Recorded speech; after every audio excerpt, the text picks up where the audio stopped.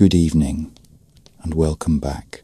Tonight, we're heading south, along the Nile, past Egypt's famous pyramids, through golden deserts and quiet riverbanks, to a land just as ancient, just as powerful, and often forgotten. This is the story of ancient Nubia, a kingdom of black pharaohs, sacred mountains, warrior queens, and thriving cities built along the lifeblood of the river. As always, I'd love to know, where in the world are you listening from, and what time is it for you? Whether you're relaxing after a long day or slowly drifting towards sleep, I hope this story brings you peace and curiosity in equal measure. This is a story carved in stone and sand, a story thousands of years old, and tonight it's all yours.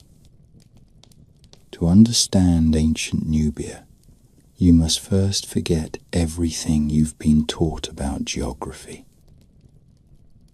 Most people tend to think of the Nile as a river that travels neatly from Egypt's interior down to the Mediterranean Sea, perhaps occasionally stopping for a pyramid or a palm tree, then carrying on its dignified way. But the Nile is no such polite waterway. It is stubborn, ancient, and immensely long, beginning far to the south in the lakes of Central Africa and surging its way northward through rocky gorges and dry sands that have seen more kingdoms rise and fall than most rivers can dream of.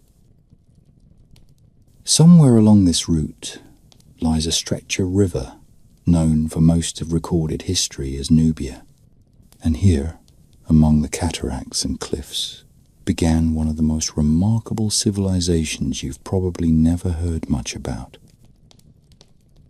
Long before the Egyptians carved their first hieroglyph or stacked their first stone, the people of Nubia were already settled along the riverbanks, tending cattle and raising crops in the nourishing mud left behind by the Nile's floods.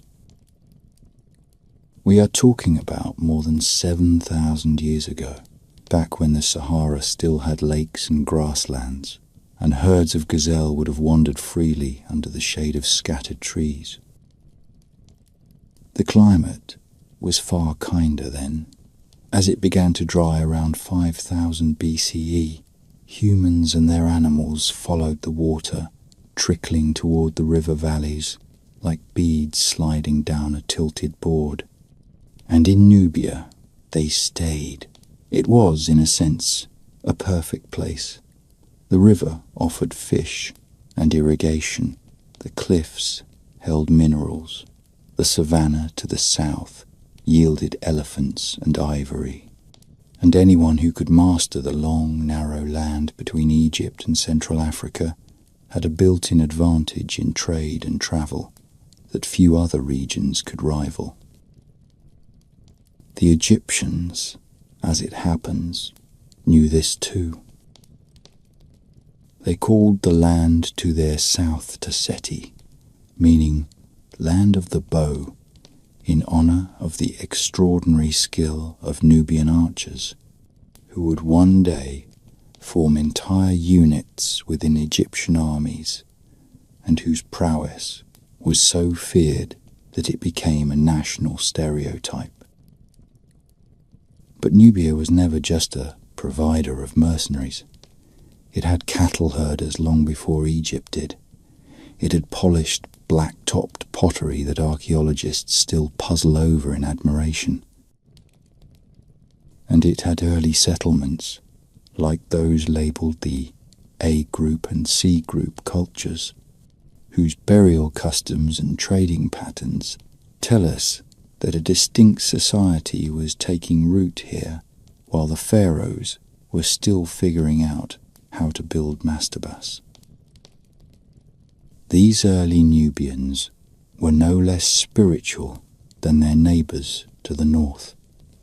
Their grave goods suggest a belief in an afterlife. Their diet, based on sorghum and wild grains, points to a deep understanding of their land, and their connection to sub-Saharan Africa meant they were part of a far older, wider human story than anything happening on the Nile Delta. The modern border between Egypt and Sudan cuts straight through this region like the careless stroke of a bureaucrat's pen. But in ancient times, there was no such division. There was only the river and the people living along it, navigating its moods and silt-laden banks. And if you were standing on a hill overlooking the Nile sometime around 3500 BCE, you might see dugout canoes slipping through the reeds, herds of longhorn cattle trailing dusty clouds along the floodplain, and women grinding grain under the shade of acacia trees. You'd hear laughter, haggling, perhaps the clang of stone tools. You would, in short, see civilization. Not a shadow of Egypt, not a footnote, but the roots of something altogether rich and enduring, and long overdue for the centre stage. If ancient Egypt was the jewel of the Nile, then Nubia was its chain, a long and twisting corridor through which people, goods, beliefs, and sometimes entire armies passed. What made Nubia so remarkable, even in its earliest chapters, was not just that it existed alongside Egypt, but that it did so with a quiet confidence and cultural richness all its own. It occupied one of the most geologically dramatic and strategically important stretches of the Nile. This was no leisurely riverbank dotted with lilies and pleasure boats. Instead, Nubia's section of the river came broken into a series of violent cataracts, where the water rushed and foamed over granite outcroppings and carved twisting paths through narrow gorges. In all, there were 6 major cataracts, like natural gates in the river, each marking a kind of chapter in the geography of power.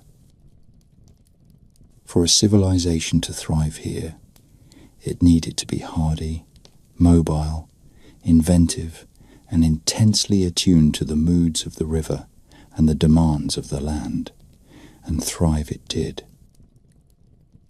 From the beginning, Nubia was defined by what passed through it. Caravans of traders would have travelled through the region in loose convoys, bringing gold from the mines to the east, incense from the Red Sea coast, ivory from the forests to the south, and exotic pelts and ostrich feathers from as far away as modern-day Chad. The land itself was rich in resources, and that made it valuable to others, sometimes attractively so. The Egyptians, from their earliest dynastic days, seemed to look upon Nubia with a kind of patronizing envy, as if it were a younger sibling with better toys. Egyptian officials sent expeditions to Nubia not simply to trade, but to extract. They mined its gold, they hunted its wildlife, they enslaved its people, and they established a string of fortresses in the region, like beads on a necklace, to keep watch over the flow of treasure up the Nile. But the Nubians were never just passive recipients of Egyptian whims. What we see in the archaeological record is a story far more nuanced. The early Nubian cultures were distinct, but not isolationist. They absorbed and adopted Egyptian ideas, certainly, but they also pushed their own influences northward. Artifacts from Nubia have been found in early Egyptian tombs, and there is strong evidence that the Nubians had developed complex social and religious structures well before they were absorbed into any Egyptian political orbit. Their pottery styles were their own, their burial customs unique, and their cattle culture, this is important, was one of the earliest known in Africa, predating the arrival of pastoralism in many neighbouring regions. For the Nubians, cattle were not just animals but spiritual and social currency. They were offered in rituals, buried alongside elites, and revered as symbols of wealth and power. You could write a whole book just on how they arranged the horns. And then there was the matter of identity. One of the great myths perpetuated by early historians, and sadly still echoed in some school books, is that Nubia was a kind of lesser Egypt, a side note to the grand pharaonic narrative. But that is a profound misunderstanding. Nubia, even before it became a formal kingdom, had its own languages, its own pantheon of deities, and its own centres of power. These were not primitive tribes being civilized by their northern neighbours. These were riverine people, settled and sophisticated, whose art and architecture reveal a worldview at once familiar and distinct. There is still debate about the earliest political organization in the region, but settlements like Kustul suggest the presence of royal iconography, scepters, crowns, ceremonial motifs that indicate kingship traditions were taking hold here just as, or possibly even before, they did in Egypt. And while we do not yet have all the pieces of the puzzle, we know enough to say this: there was a Nubian civilization worthy of the name before Egypt ever annexed its first outpost there. That annexation, when it came, was less a sudden storm than a slow tide.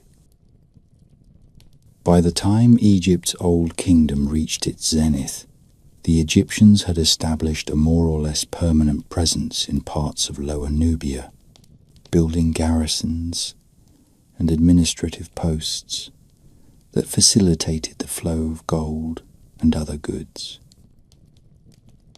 Egyptian inscriptions from this time speak in the language of conquest, but archaeology tells a subtler tale.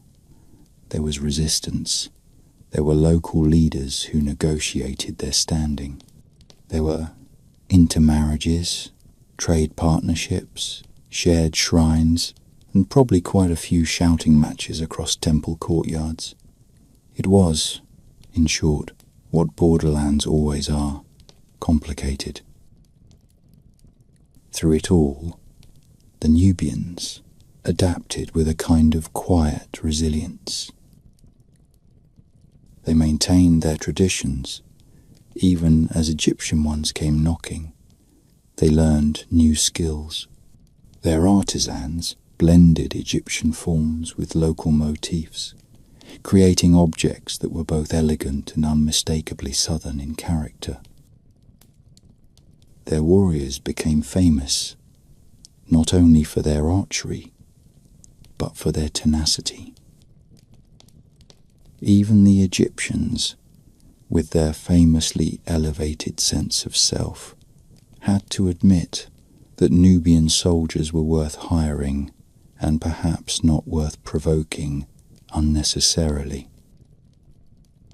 Many were employed as mercenaries in Egypt's armies, and some eventually became household guards, police officers, and even government officials. It is not hard to imagine a Nubian archer posted to a royal palace in Thebes, proudly wearing Egyptian linen while silently dreaming of home. And still the river flowed. It carried not just goods and people but ideas. Religion travelled up and down the Nile like a migratory bird. Deities were exchanged, merged, borrowed, and repurposed. The Nubians had their own gods, but they also took on some Egyptian ones, especially Amun, whose worship would later flourish in southern temples, even as it declined in the north. But again, the borrowing was not one-sided. It is entirely possible, and in some scholarly circles increasingly accepted, that some of the gods the Egyptians held sacred had Nubian roots. In a region where stone was scarce but symbolism abundant, temples rose along the riverbanks, many of them later reworked by successive rulers. Their paint faded, but their meaning preserved. By the time Nubia enters the more formalized historical record, when we begin seeing named kings, coordinated construction, and long-distance diplomacy, it is already a land with a deep past and a layered identity. It is a place that has absorbed Egyptian aggression without losing its character, a place that has contributed more than it has received, and a place that will, in time, reverse the flow of history. For while the Egyptians once looked south and saw only a source of gold and soldiers, it would not be long before they looked south and saw a line of kings wearing the double crown of Egypt itself.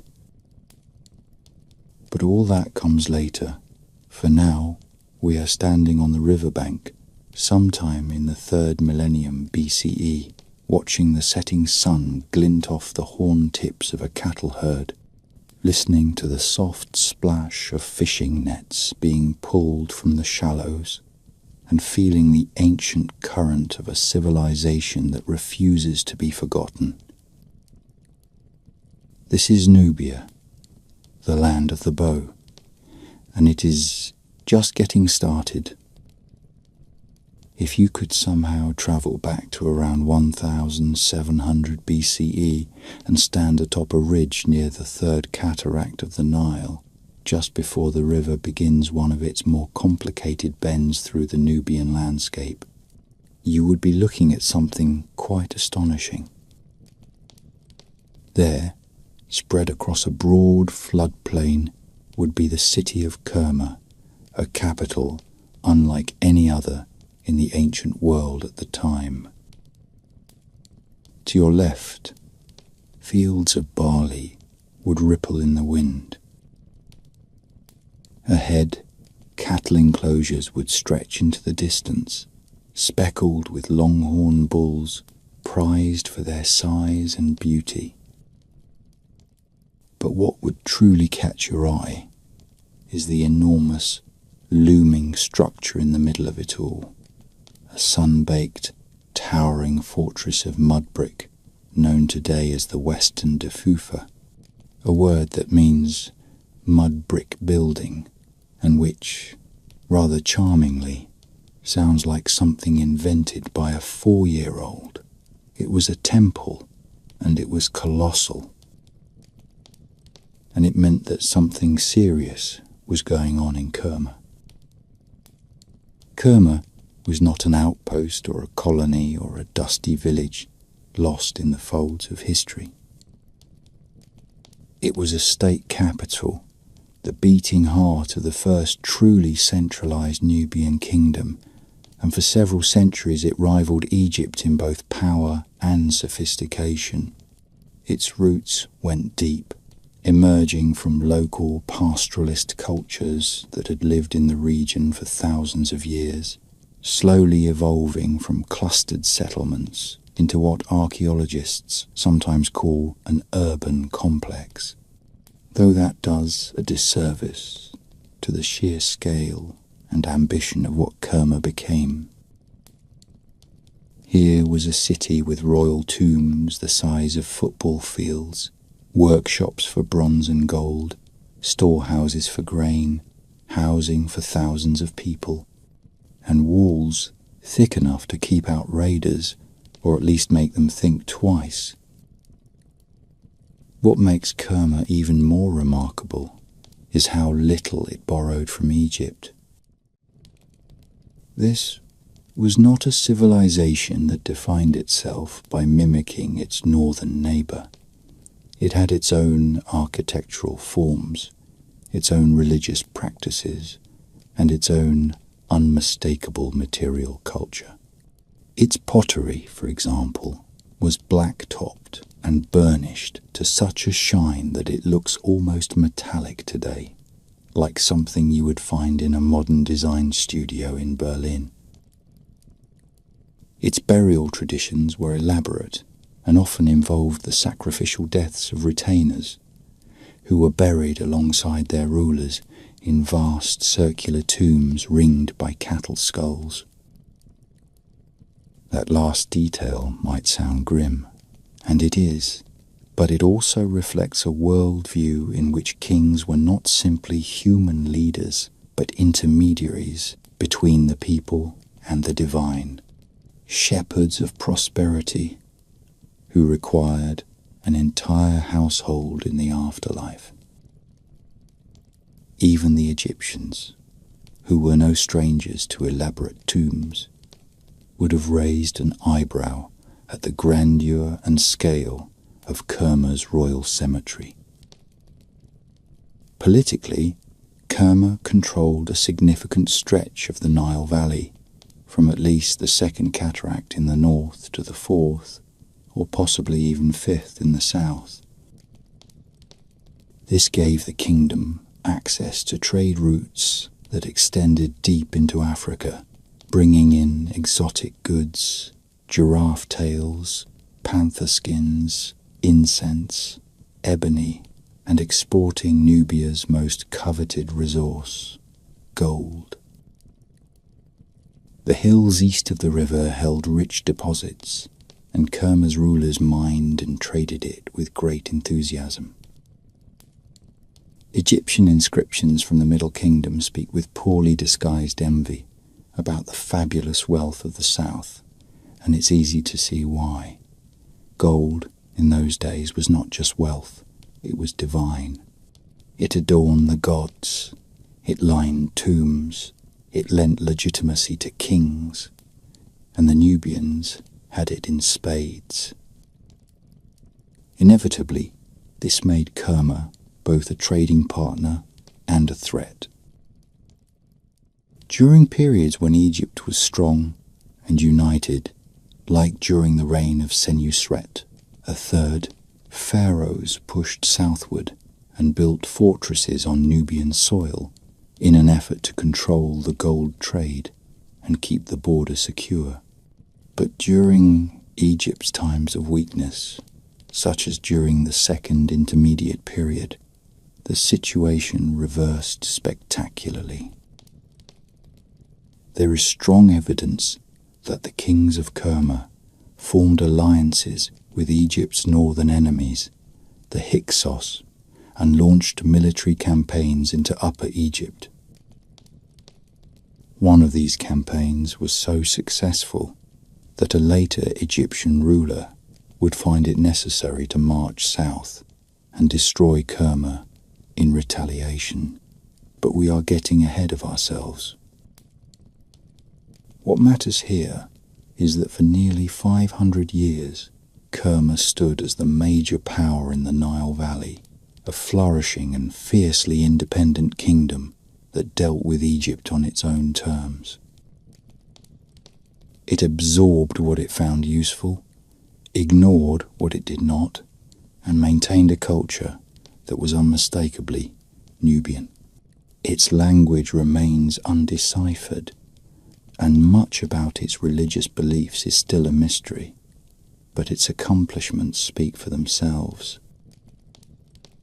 The western Defufa, standing nearly 20 meters tall, is still visible today, its massive bricks stubbornly resisting the sun and wind nearly 4,000 years after they were laid.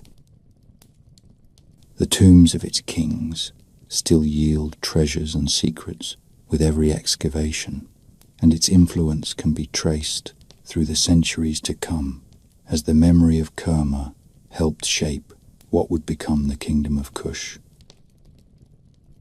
So the next time someone tells you that ancient civilization in Africa started and ended with the pyramids of Egypt, take them gently by the elbow, walk them over to a map, and point to the long curve of the Nile south of Aswan. Then tell them about a city of clay and cattle, of bronze tools and sunlit temples, of a people who built a kingdom of their own and held it proudly and magnificently, until the sands of time and the wrath of pharaohs swept it into legend. Kerma, for all its elegance and strength, was not built in isolation.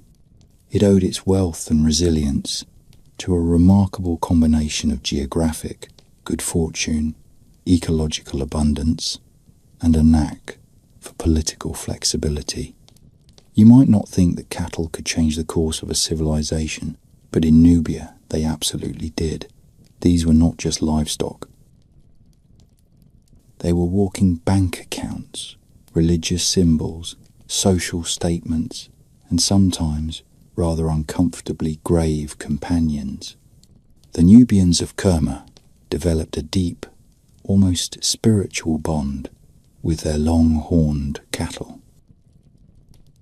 Herds were carefully bred, ceremonially displayed, and in many cases buried alongside their owners, whole or in part.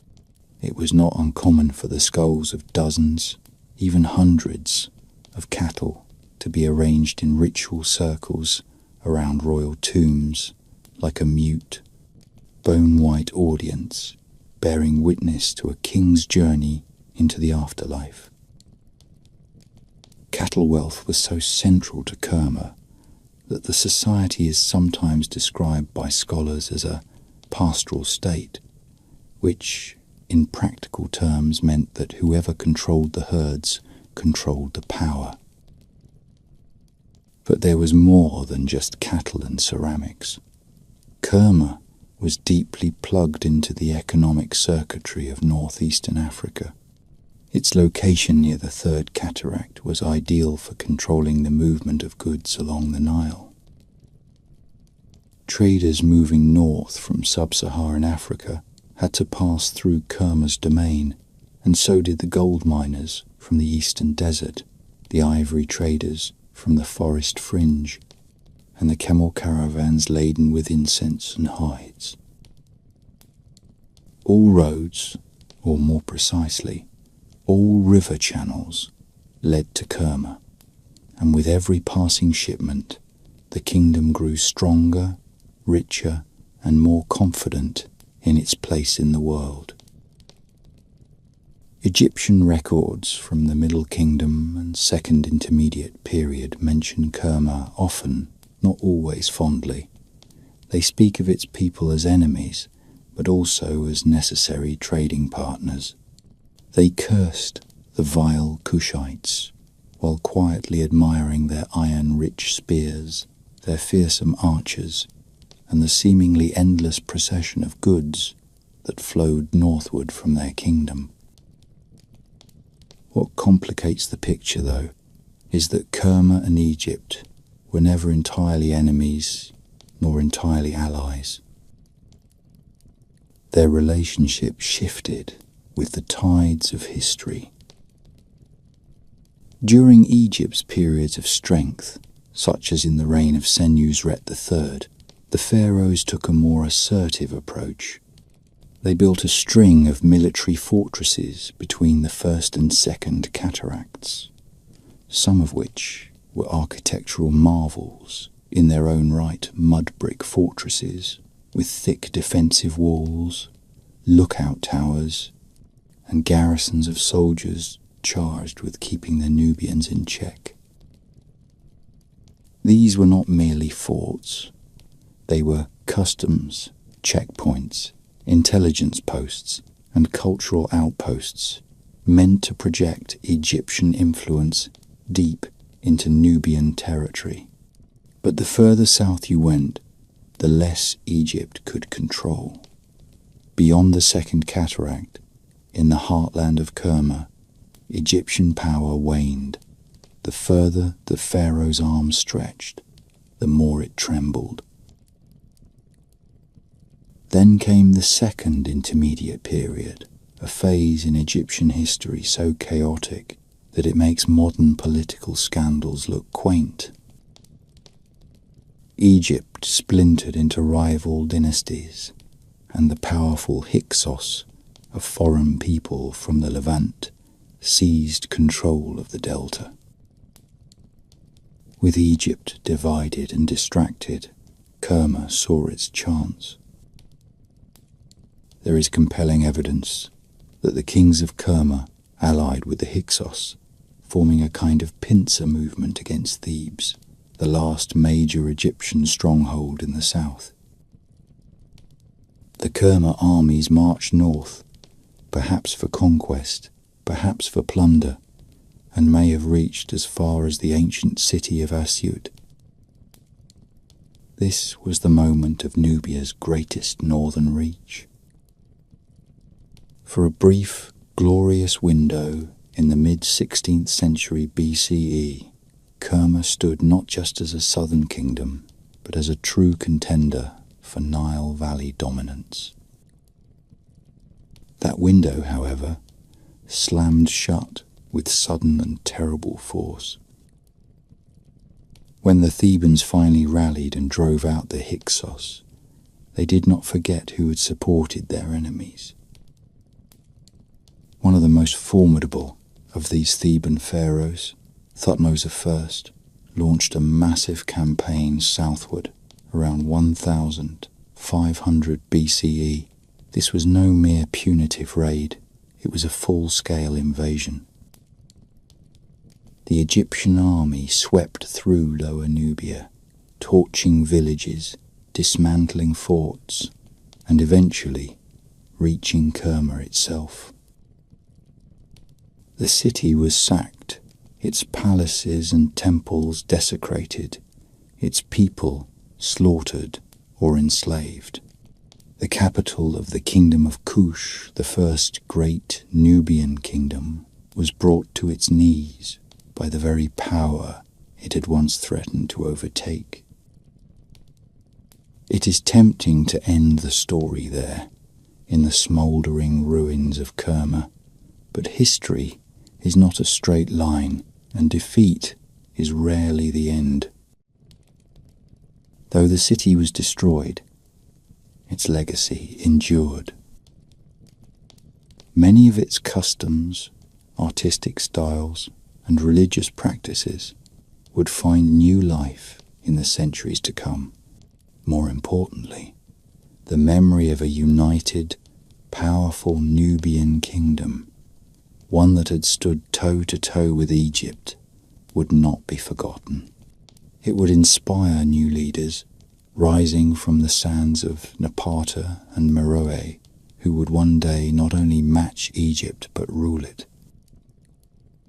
Kerma may have fallen to the wrath of the pharaohs, but its bones still lie beneath the Sudanese soil, its temples sunken and silent, its pottery intact after 3,500 years. Today, when archaeologists sift through its ruins, brushing dust from burial jars and shattered figurines, they are reminded that this was not a borderland or a backwater, but a capital city in the truest sense, a place where ideas were born, where rulers commanded wealth and loyalty, and where a people shaped their destiny on the banks of a river that has never quite forgotten their name. If you were a Nubian farmer living somewhere near the Third Cataract around the year 1450 BCE, life may have seemed like it had tilted on its axis. Not long ago, your land had belonged to the kingdom of Kerma. Your kings had ruled from a clay brick capital where sacred bulls grazed in temple courtyards and princes drank beer from polished black vessels. Now, the men in charge wore linen kilts and spoke a clipped northern language. They built stone temples that looked like they had been plucked from another world and dropped into yours by mistake. And high above them, etched into temple pylons and cliff faces, were boasts in precise hieroglyphs announcing that you and your river, your cattle, your gods now belong to Egypt. This was the age of empire. After destroying Kerma, the Egyptians under Thutmose I and his successors did not stop at revenge. They stayed, and with them came a deliberate, calculated effort to absorb Nubia into the Egyptian worldview. This was not an annexation in name only. It was a full-scale colonial project, one that lasted for nearly 500 years.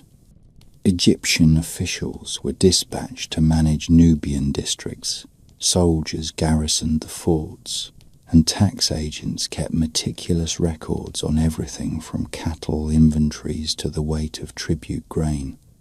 Temples were constructed at places like Soleb, Amara, and Gebel Barkal, all dedicated to Egyptian gods, particularly Amun, the deity who had recently risen to the top of Egypt's theological hierarchy. The architecture was Egyptian, the priests spoke Egyptian, and the ceremonies followed Theban script. It was, on the surface, a triumph of cultural dominance. But that is only the surface. Underneath, something else was happening, something slower and harder to detect. While the Egyptians believed they were civilizing the south, the Nubians were adapting, absorbing, and enduring. It is important to understand that Nubians were not wiped out or replaced. They were ruled, yes, and heavily influenced, but they were still there, tilling their fields, herding their cattle, and watching the newcomers with careful eyes. Many likely attended the Egyptian temples, or at least appeared to.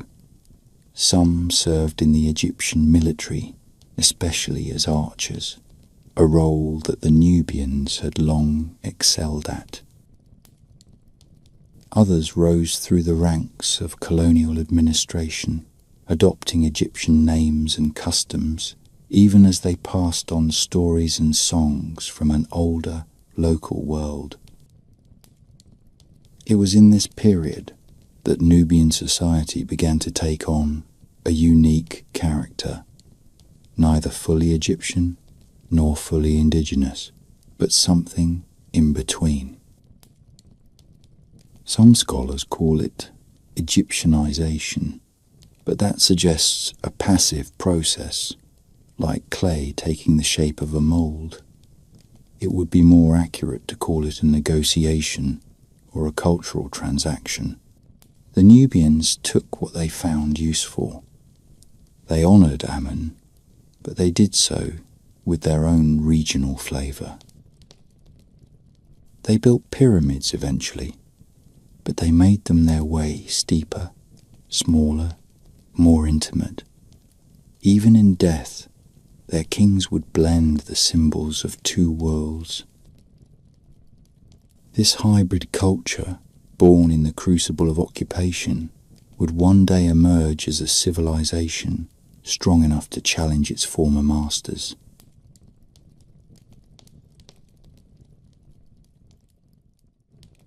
But that is still in the future. For now, in the 15th and 14th centuries BCE, Egypt controlled Nubia as thoroughly as any colonial empire ever did. They built roads and temples. They conscripted labour. They sent artists and scribes to decorate the cliffs with grand declarations of conquest. They mined Nubia's gold with relentless enthusiasm. And gold, it turns out, was the whole point. Nubia was famous for it. Egyptian inscriptions talk of it almost lustfully, describing rivers where gold nuggets glittered in the silt, or hills that practically bled ore. The region's gold fueled Egypt's temples, paid its armies, and gilded the statues of its gods. In many ways, Egypt's empire rested on Nubia's minerals. And yet, even with all this control, Egypt never quite managed to erase the idea of Nubia. They ruled it. They claimed to civilize it. But deep in the villages, beyond the reach of the tax collectors and temple processions, the old customs persisted. Cattle still held their sacred place. Local dialects survived, even if hieroglyphs were carved into public stone. And the mountains, those jagged, stubborn teeth of rock that rose beside the Nile, still echoed with stories that were never written down but never forgotten. It was in these margins, these quiet spaces between the lines of imperial propaganda, that Nubian identity was preserved, not loudly, but enduringly. So while Egyptian officials congratulated themselves on their civilizing mission, while pharaohs chiseled their names into temple facades and declared the south to be theirs forever, Nubia was quietly waiting for Egypt's power to falter, waiting for its own traditions to coalesce, waiting for the right moment to rise again. And rise it would. From a purely administrative standpoint, Egypt's conquest of Nubia was a marvel of imperial efficiency. Once Kerma had been flattened and its royal cemetery silenced under scorched soil, the pharaohs turned the region into something remarkably close to a client state. They renamed it Wawa and Kush, depending on which stretch of river they were referring to, and promptly set about turning this rugged land into a well-oiled economic machine. The strategy was surprisingly modern. Consolidate control at key points, build fortresses to enforce that control, install bureaucrats to count things obsessively, and plaster the landscape with temples that announced, in grand limestone, who was in charge. Egyptian officials, many of them with shaved heads and a worrying fondness for papyrus rolls, set up shop at places like Aniba, Sai Island, and Soleb, where they proceeded to tax, survey, and supervise everything that moved. They collected tribute in the form of grain, cattle, and gold, which was then shipped north to Thebes or Memphis to feed the insatiable appetites of temples and court festivals. Traders were monitored, smelters regulated, and cattle herders prodded into registering their herds with state scribes. To facilitate all this activity, Egypt established administrative centers staffed by a mix of Egyptians and locally appointed Nubians who, if they wanted to stay in the pharaoh's good graces, learned to wear Egyptian dress, speak Egyptian court language, and pray in Egyptian temples. But for all the trappings of control, something odd began to happen. The more Egypt embedded itself in Nubia, the more it unwittingly transferred its culture southward. At first, this looked like a success story. The Nubians began to adopt Egyptian religious forms with astonishing enthusiasm. They built temples that mirrored Theban blueprints, complete with pylons and hypostyle halls. They worshipped Egyptian gods, most notably Amun, whose cult would find some of its most ardent supporters not in Egypt, but in the distant reaches of Nubia. The kings of the New Kingdom had introduced Amun as a sort of divine patron saint of empire, but in Nubia he became something even more powerful, a symbol of legitimacy, a divine witness to royal authority, and eventually a rallying figure for independence. The most remarkable site of this transformation was Gebel Barkal, a sacred mountain near the later Nubian city of Napata. Egyptians believed that it was the southern home of Amun, a place where the god had planted his foot while traversing the earth. Whether the Nubians agreed or not at first, they quickly embraced the idea, and over the centuries Gebel Barkal would become one of the holiest sites in the Kushite world. Temples were carved into its flanks, and kings would later claim to receive their divine right to rule from its sandstone heights. In a rather poetic irony, Egypt had exported its religion so effectively that it created a sacred landscape outside its own borders, one that would one day turn against it.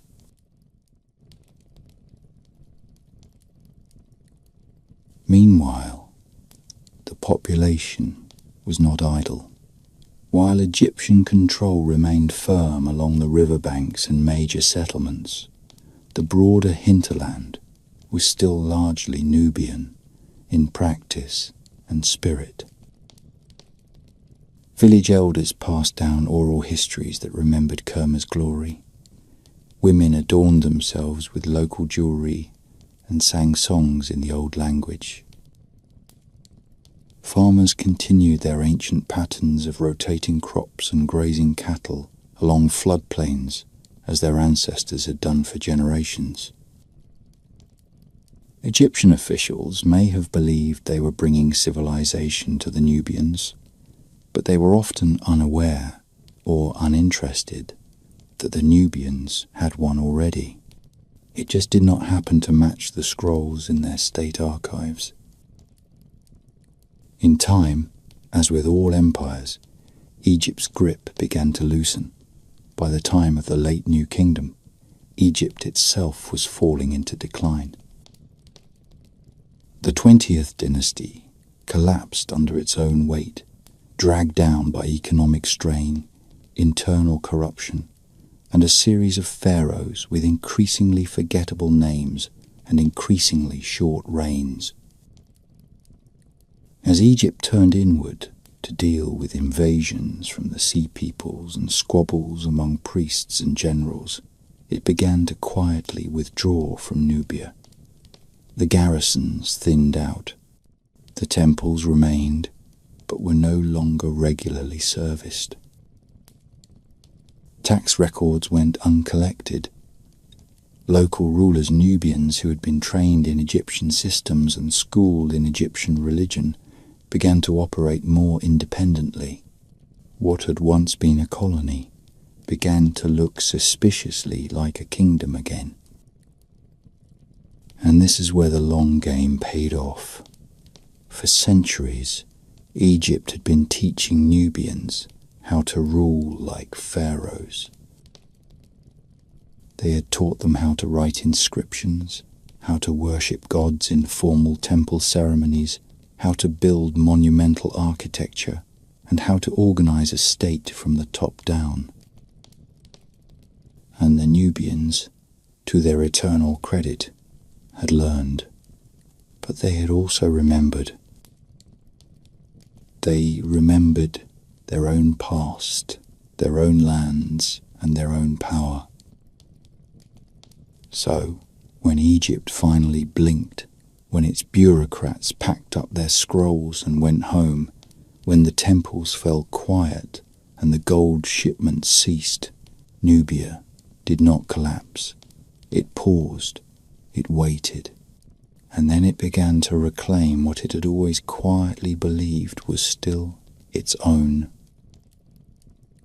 In a few generations' time, those same temples at Gebel Barkal would be filled once more, not by Egyptian priests, but by Nubian kings and queens. The descendants of farmers and archers and cattle herders would step into the very institutions built to rule them and declare, without irony or hesitation, that they were now the rightful rulers of Egypt. And, as it turns out, they would be right. At some point in the 9th century BCE, as the last of Egypt's garrisons withdrew and the ceremonial temples at Nubian sites like Soleb and Amara began to fill with dust and birdsong, something subtle but extraordinary took place. The Nubians did not simply revert to the way things were before the Egyptians arrived. They did something more interesting. They reimagined their future by sifting through the ruins of their past. And at the center of that transformation was a place called Napata, a modest but sacred settlement, nestled beside a flat-topped mountain that jutted from the desert like a broken tooth. This was Gebel Barkal, a sandstone outcrop so strange and commanding in its appearance that both Egyptians and Nubians believed it to be the earthly home of gods. It is difficult to overstate the symbolic power of that mountain. The Egyptians, during their colonial centuries, had built a sprawling temple to Amun at its base, complete with colonnades, offering halls, and priests trained in all the theological niceties of the Theban creed. They believed Gebel Barkal to be where Amun manifested in the south, a sort of spiritual annex of Karnak, and they treated it with awe. But when they left behind more than stone and abandoned rituals. They left behind the scaffolding of state religion, the tools of divine kingship, and a space that could be reclaimed not just physically, but ideologically. And that is exactly what the Nubians did. Napata began, in essence, as a religious capital, but from religion came politics, and from politics, power.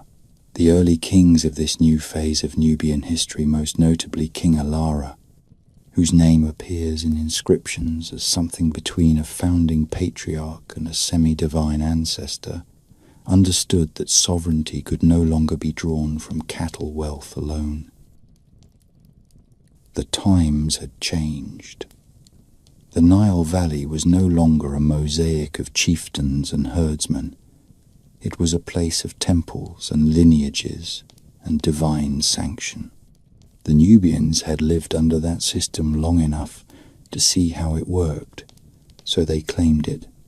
Alara's successors, especially Kashta, Piye, and those who would come after, took the forms of Egyptian statecraft and refashioned them into something uniquely Kushite.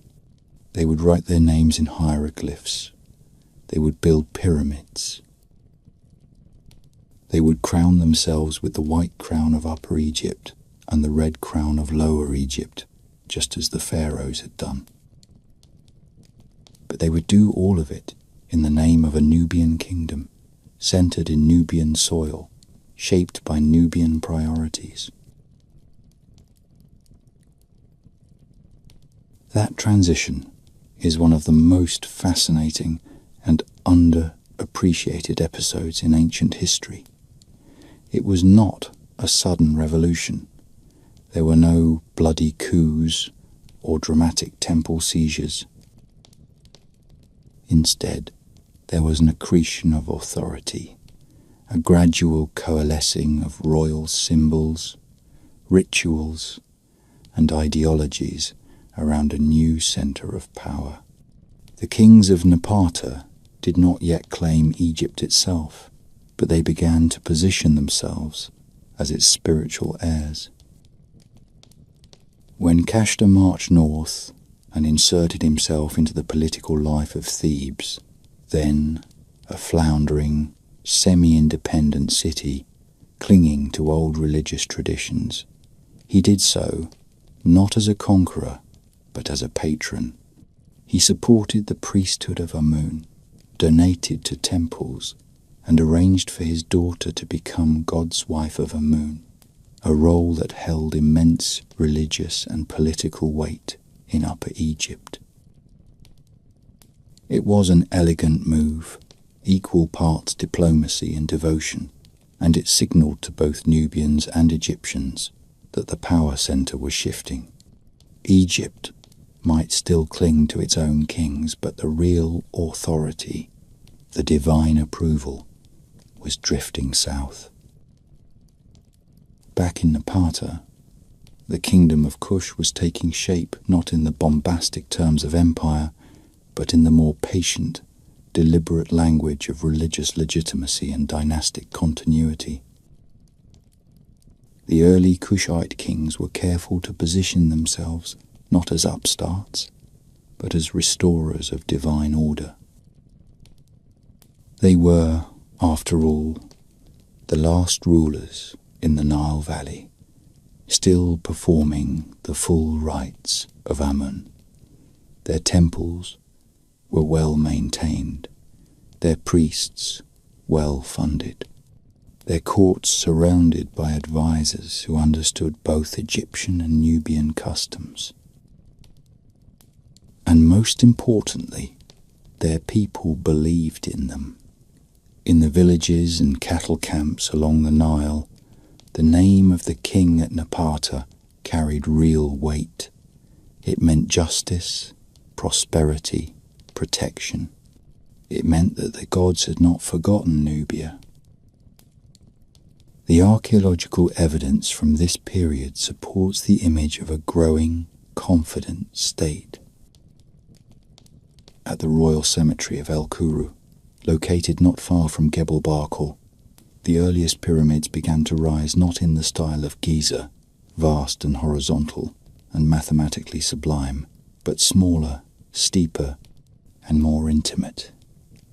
These were royal tombs for kings and queens, built in clusters and surrounded by funerary chapels. The inscriptions found there are Egyptian in form, but the content reflects a hybrid culture, a blend of Theban theology and Kushite tradition. Some tombs feature painted walls with vivid scenes of the afterlife, including boats sailing through the underworld, divine judgment scenes, and processions of deities. Others contain offerings more typical of older Nubian practices, cattle bones, pottery, and local ornaments that would have felt at home in the Kerma era. And then there is the matter of language. During this time, the Kushites were still using Egyptian hieroglyphs in their official inscriptions, but the spoken language of the court was likely a form of early Meroitic or another Nubian tongue, suggesting a society that was multilingual, bicultural, and strategically adaptable. In many ways, this ability to operate fluently in multiple cultural codes was Kush's greatest strength. It allowed them to speak the language of empire without forgetting their roots. It allowed them to govern Thebes and Napata with equal confidence, and it laid the foundation for what was about to happen next, a bold and unprecedented move that would change the balance of power in the ancient world. Because, just beyond the horizon, in the divided kingdoms of Egypt, the pharaohs were stumbling. Civil war and fragmentation had left the Nile fractured, with rival claimants, local warlords, and ineffectual kings vying for control. The Kushite kings watched this from their palaces in Napata, listened to the reports from the north, and waited. They had temples, they had gold, they had the favour of Amun, and perhaps most importantly, they had time. No one in Egypt thought much of the Nubians anymore. They had been forgotten, politely, as former vassals, as pastoralists in pyramids, as once exotic allies of a now irrelevant past. They were about to be remembered. There is something deeply satisfying about a people who bide their time.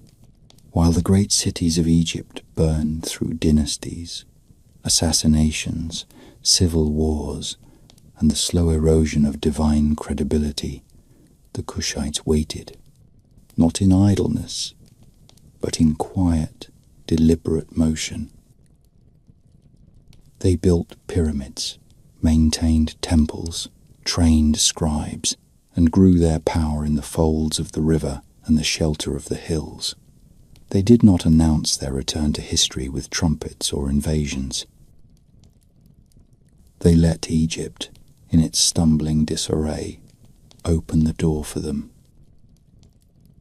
The moment came during the 8th century BCE, a time when Egypt was fragmented into a jigsaw of city-states and rival dynasts, each proclaiming themselves pharaoh, while lacking the resources to rule more than a few provinces at a time.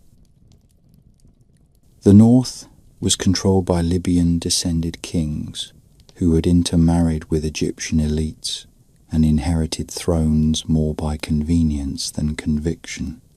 The south, meanwhile, was centered around Thebes, still sacred in name but weakened by debt and political confusion. Into this landscape stepped the Kushite king Kashta, who did not march into Egypt with banners and drums, but with diplomacy and astonishing political grace. He understood that Egypt, for all its chaos, still valued its gods, and nowhere were the gods more revered than in Thebes, where the cult of Amun still held sway. By aligning himself with that priesthood, Kashta bypassed the secular rulers and went straight to the heart of Egypt's spiritual legitimacy.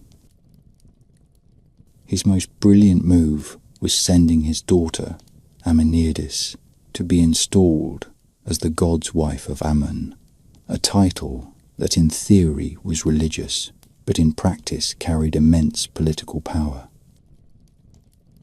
It had evolved into a kind of priestly kingship for women, and by placing his daughter in that role, Kashta did not just symbolically enter the Egyptian state, he occupied it.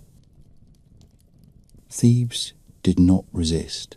In fact, it accepted this move with a kind of relieved surrender, as though someone had finally arrived who remembered how things were supposed to work. In doing so, Kashta laid the groundwork for full political control. His successors would not need to break Egypt. They would simply need to inherit it.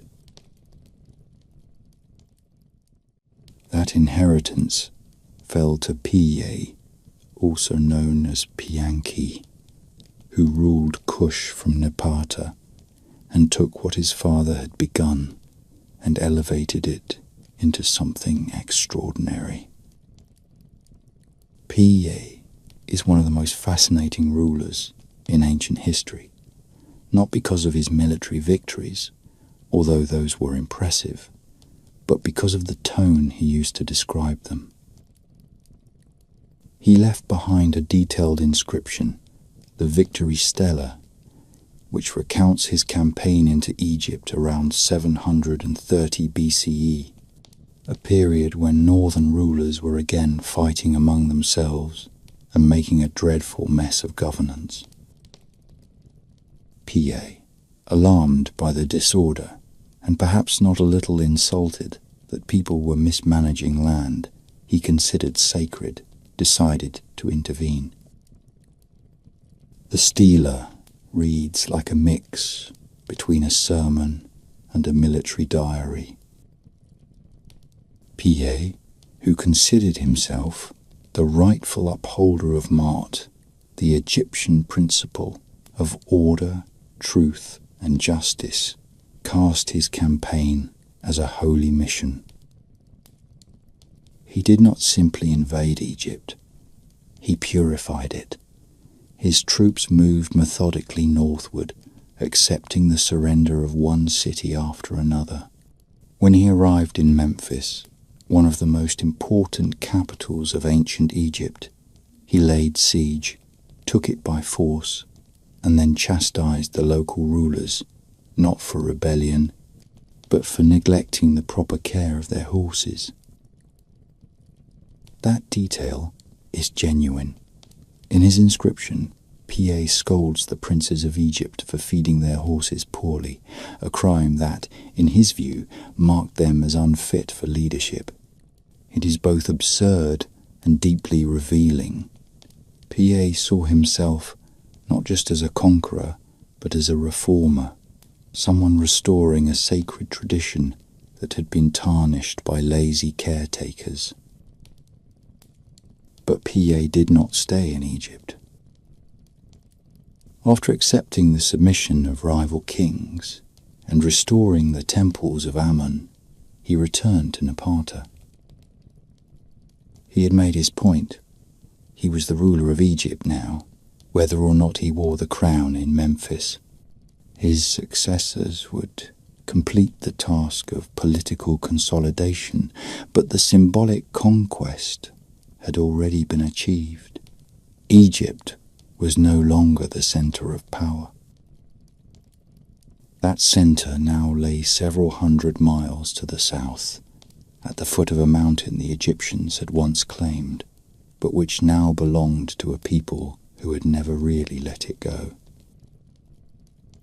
PA's reign marks the formal beginning of what historians call the 25th dynasty of Egypt, often referred to as the dynasty of the Black Pharaohs, a term that, while well-meaning in its celebration of African identity, sometimes obscures the fact that these rulers were not newcomers to the Nile Valley. They were the continuation of a tradition that stretched back to Kerma and even earlier. What is astonishing is not that they came from Nubia, but that it took so long for them to return. When they did not present themselves as foreign conquerors. They styled themselves as restorers, defenders of the old ways, champions of Amun, and heirs to the moral and spiritual obligations of kingship. In Napata, the court flourished, temples expanded, royal tombs multiplied, craftsmen carved statues with serene expressions and colossal shoulders. The intellectual and artistic world of Egypt was not lost in this transition. It was reborn in a new setting, refreshed by Kushite perspectives and guided by Kushite priorities. And yet, the kings remained deeply Egyptian in form. They used hieroglyphs. They wore the double crown. They commissioned temples in the Egyptian style. It was a fusion, not a replacement. A civilization built on memory, dignity, and quiet tenacity, finally stepping into the daylight with a crown that was always, in some sense, its own. So the Nubians, who had been subjects, allies, enemies, and afterthoughts, now stood as sovereigns. They had waited patiently, watched carefully, and learned deeply. And when the moment came, they did not just seize power, they embodied it.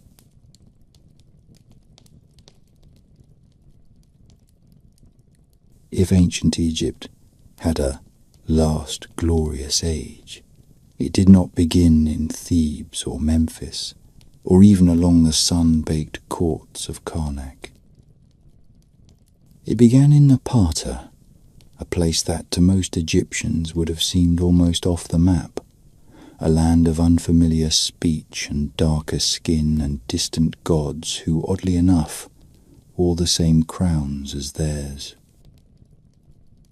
And yet, by the late 8th century BCE, it was from this southern capital that Egypt was not only ruled, but reborn, under a dynasty of kings who saw themselves not as foreign conquerors, but as the spiritual custodians of everything Egypt had once stood for.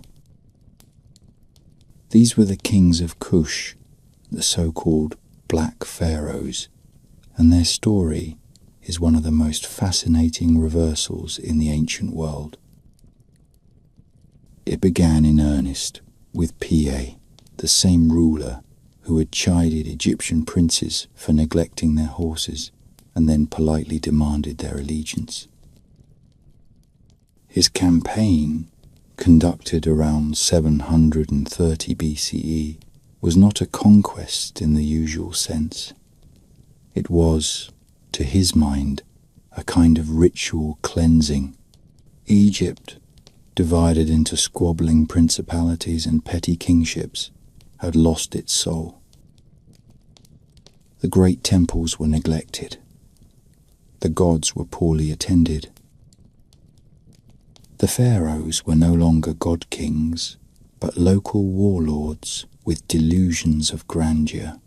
Pa, a king of Nubian cattle, temples, and ancient piety, believed that he had been chosen by Amun himself to put things right, and remarkably, no one managed to stop him. Marching north, with a disciplined army that included the famed Nubian archers, Pa advanced through Middle and Upper Egypt like a breeze through a dying vineyard. City after city surrendered, not just because of fear, but because he seemed to be offering something that had long vanished: order, purpose, meaning. His inscription, discovered on a triumphal stela, tells the story with all the serene confidence of a man who believes history is waiting patiently for him to arrive. He defeats one city, then another. The rulers bow. The priests nod approvingly. At Memphis, he conducts a siege so swift and effective that the local king barely has time to dress before surrendering. Pa then enters the sacred temples, makes offerings to the gods, and proclaims the renewal of divine order. And then, just as suddenly, he leaves. It is one of the strangest parts of the story. Having taken Egypt without a prolonged war, Pa chooses to return home to Napata, hundreds of miles upriver. He does not stay to build a palace in Thebes. He does not reform the administration. He does not even take the trouble to install himself in the traditional capital. Instead, he gathers oaths of loyalty, makes sure the temples are back in working order, and then sails south to his own capital, leaving behind a set of carefully positioned allies and relatives to hold things together. It is the kind of move that baffles modern historians and would have driven any ancient Egyptian courtier mad. But it tells you something about Pa. He was not a usurper, not a power-hungry general. He was a man who believed in the idea of Egypt, not in the comforts of its thrones. His successors, however, were more pragmatic. After Pa, the next major figure is Shabaka, his brother, who understood that symbolism was not enough. Shabaka moved north and took formal possession of the Egyptian throne. He revived royal monuments, rebuilt temples, and compiled theological texts, most famously the Memphite theology, an inscription that preserved ancient beliefs and may have helped stitch together a national story that was fraying. Under Shabaka, Egypt was not just stable, it was confident. Kushite control brought a kind of moral authority that the country had not seen in generations. Even the art and sculpture of the period reflected this. Statues from the 25th dynasty show kings with rounded cheeks, full lips, and tight curled hair, features that clearly reflected their Nubian identity and were rendered not with shame but with pride. These statues stood in temples beside those of Ramses and Thutmose, declaring silently but firmly, "We are pharaohs too." But ruling Egypt was never simple, even in the best of times. While the Kushite kings tried to maintain a delicate balance between reverence and reform, the world around them was changing. To the northeast, the Assyrian Empire was expanding like a brushfire, swallowing cities and kingdoms from Mesopotamia to the Levant. The Assyrians were not subtle. Their kings carved reliefs, showing prisoners flayed alive, cities impaled, entire populations resettled. They were efficient, terrifying, and utterly uninterested in diplomacy. And in Egypt, the presence of a Nubian dynasty was seen by Assyria not as a curiosity, but as a threat. The stage was being set for a clash, one that would pit the old order of Egypt, now housed in Napatan temples and Nubian pyramids, against the most fearsome military machine the world had yet seen. But before the first spear was thrown, before the first chariot wheel rolled across the delta sand, the Kushite dynasty had already achieved something extraordinary. It had reversed the flow of empire. It had taken the cultural and religious symbols that had once been used to dominate Nubia and turned them into tools of revival. It had shown that Egypt did not belong to one land or one people. It belonged to anyone willing to carry its burdens, serve its gods, and walk humbly into the temples, knowing that every stone had a memory. For nearly a century, the kings of Kush ruled both Nubia and Egypt as one kingdom. Their capital was in Napata, but their hearts spanned the Nile. They were black pharaohs, yes, but they were more than that. They were Egyptian pharaohs, in the deepest and most sincere sense, and they had made the old land sing again, if only for a little while. If Pa was the visionary and Shabaka the restorer, then Taharqa was the builder, the dreamer, the empire's heavy lifter. When he ascended the throne around 690 BCE, Egypt was not just a crown on his head, it was a storm cloud on the horizon. To rule Egypt and Nubia together was a triumph, yes, but it also meant inheriting centuries of problems, enemies, and restless provinces, all of which had grown tired of shifting allegiances and occasional foreign interference. Taharqa stepped into this chaos not with hesitation but with enormous confidence. the kind that comes from both divine conviction and an imperial to-do list so long that it would make any mortal pause. He was, to put it simply, one of the most dynamic rulers the Nile had seen in centuries. He commissioned massive construction projects all along the river, particularly at Karnak and Gebel Barkal, where he expanded temples, added pylons, and restored rituals that had long fallen dormant. At Kawa, a city near modern-day Dongola in Sudan, he built an elegant temple to Amun that still stands in parts today, with sandstone columns carved in exquisite detail. The inscriptions left behind do not just boast of his victories or piety. They tell stories of floods tamed, grain harvested, gods appeased, and people protected.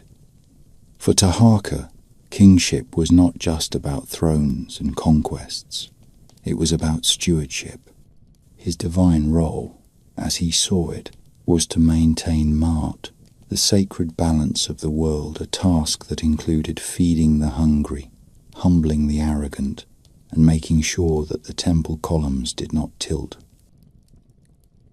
But for all his domestic achievements, Taharqa's reign was dominated by one central concern: Assyria.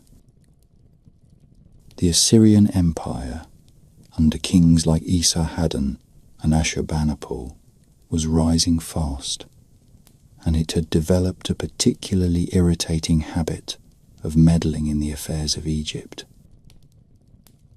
Assyria, unlike the older empires, did not conquer slowly or politely. It arrived with armies of terrifying discipline, siege machines the size of buildings, and scribes who meticulously recorded every beheading, flaying, and deportation for the benefit of posterity. When Assyria decided that Egypt needed to be part of its growing portfolio of subjugated kingdoms, Taharqa was the man who stood in the way. At first, he held them off.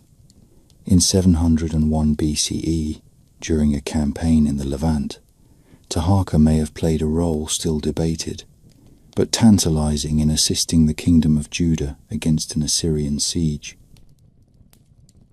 The Bible, never shy about grand narratives, even mentions him by name in the book of Isaiah, identifying him as the king of Ethiopia who opposed Sennacherib, the Assyrian monarch of the day. It is a brief and murky episode, but it suggests that Taharqa's reach extended far beyond the Nile.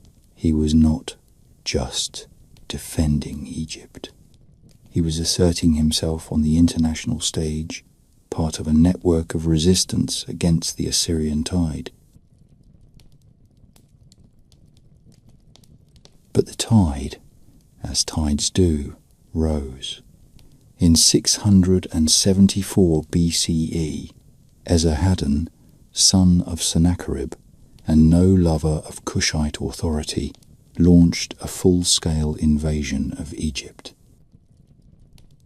Taharqa repelled the first attempt, which the Assyrians dutifully blamed on bad omens, rain, or possibly the incompetence of a few unnamed generals. But the second attempt, in 671 BCE, succeeded. The Assyrian army swept through the Nile Delta, captured Memphis, and forced Taharqa to retreat south. It was a painful moment, his capital desecrated, his legitimacy challenged, his enemies crowing in Nineveh about their great victory. Assyrian reliefs from this campaign show Egyptian Nubian prisoners dragged by the beard, hands tied behind their backs, paraded in triumph before stone-eyed kings. But Taharqa was not finished. In one of those moments that reveals the steel behind the sandstone, He regrouped, rallied his forces in Upper Egypt and Nubia, and returned. By 669 BCE, he had managed to reclaim Thebes and push northward again, forcing the Assyrians to scramble. The tug of war would continue for years, with cities changing hands, governors betraying allegiances, and temples caught in the crossfire. Eventually, however, the Assyrians responded with overwhelming force. They installed local vassals in the delta, particularly Psamtik I, a Libyan Egyptian prince who would go on to found the 26th dynasty and effectively push Kushite power out of Egypt for good. Taharqa retreated once more to Nubia, his dreams of a unified Nile broken but not forgotten. He died in 664 BCE, not in disgrace, but in a kind of stubborn majesty. His reign had not ended in triumph, but neither had it ended in collapse. His tomb at Nuri, just across the river from Napata, is one of the largest pyramids in Nubia, standing as a quiet, sunlit monument to a man who had ruled 2 kingdoms, faced the world's most brutal empire, and left behind a legacy that still resonates today. Under his rule, Egypt saw its last great artistic revival. Temples flourished. The image of the king regained its authority, and the idea that Nubia could be Egypt, not just a shadow, but a mirror, and at times a better one, was etched into stone. The dynasty did not end with him, but the writing was on the wall. His successor, Tantamani, made one last bold push to reclaim Egypt, but was defeated at Memphis by the Assyrians and their allies. The Kushite kings would henceforth rule only in Nubia, where they would remain powerful, devout, and proud. They would continue to build temples, raise pyramids, and honor Amun long after the rest of Egypt had moved on to new gods and new conquerors. Their story was not over, but their time on the Egyptian throne had passed. Still, what they achieved was remarkable. They had taken a kingdom dismissed as peripheral, a people written out of the center of history, and shown that greatness could flow both ways on the Nile. The Black Pharaohs had not simply ruled Egypt. They had reminded Egypt what it could be, and in doing so, they secured a place in the ancient world, not as imitators, but as architects of their own destiny. If you stood on the temple steps at Napata in the mid-602 BCE and looked north, the view would have been one of melancholy splendor.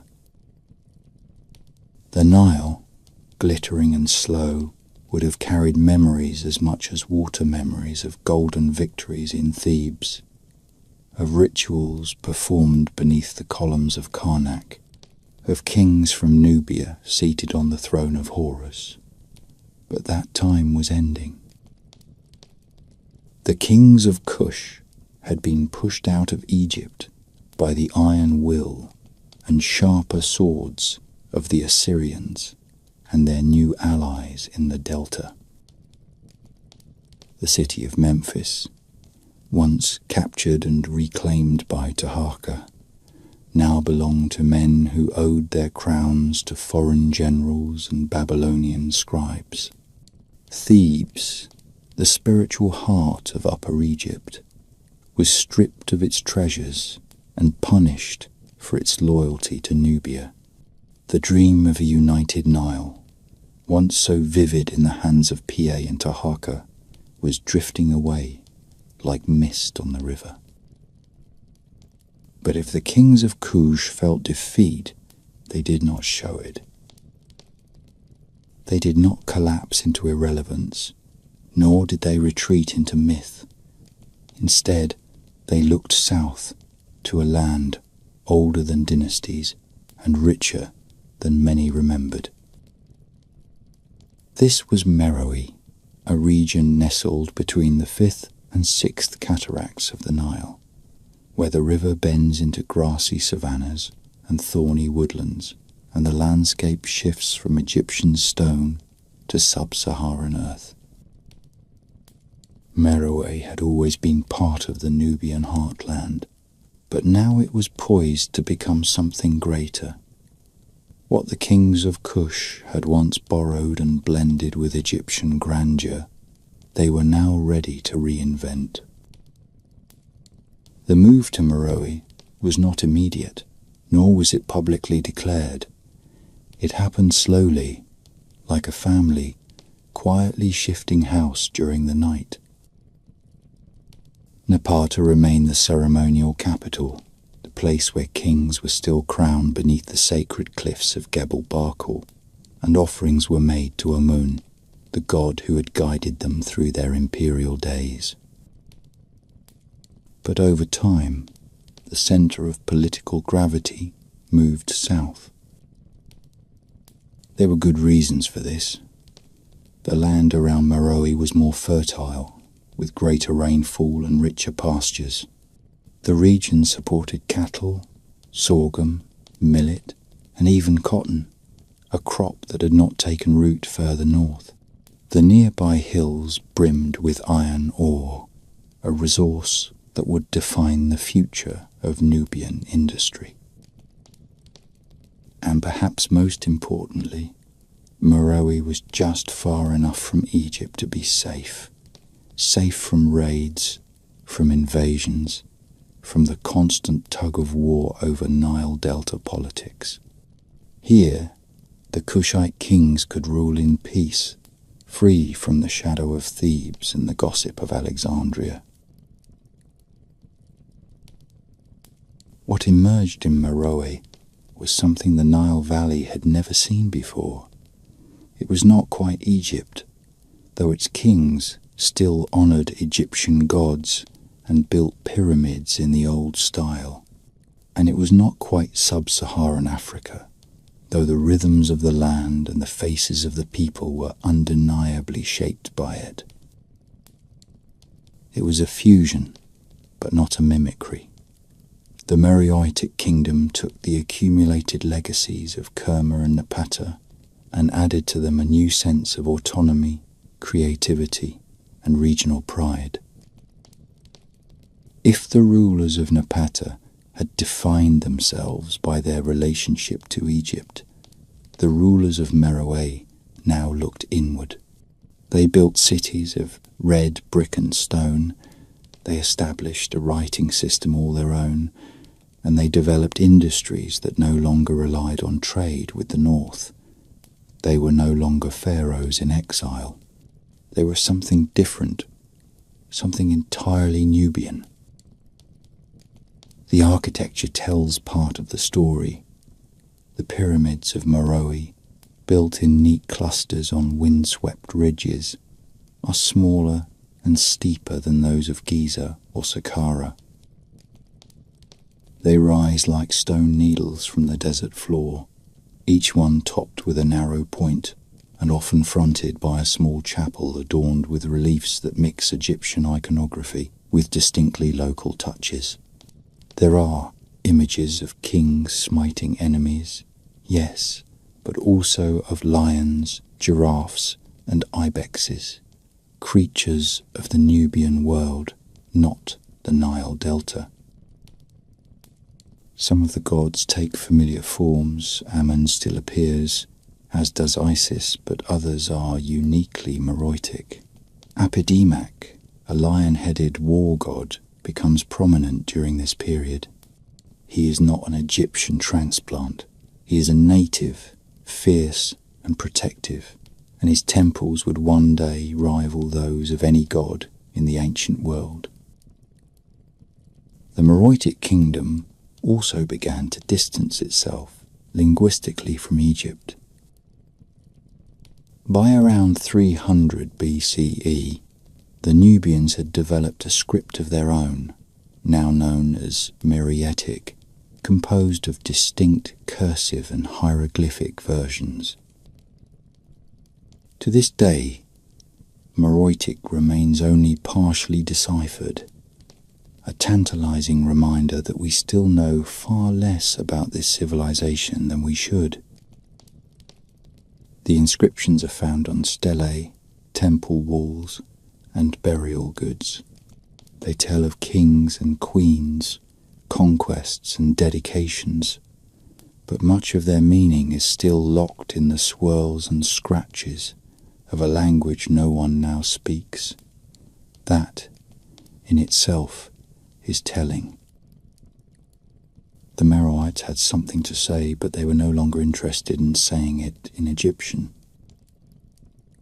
All of this, the temples, the pyramids, the script, the shift, was done not with a trumpet call, but with a kind of quiet authority. Meroe did not burst onto the scene.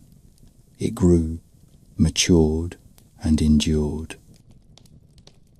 For centuries, it would stand as one of the most stable and prosperous kingdoms in Africa, known for its iron production, its long-distance trade, and its unusual tolerance for powerful queens who would one day ride into war and face down emperors.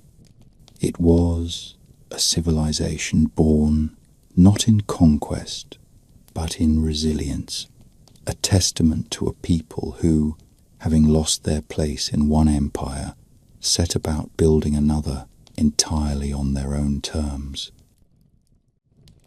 The story of Meroe is not the story of a retreat, it is the story of a pivot.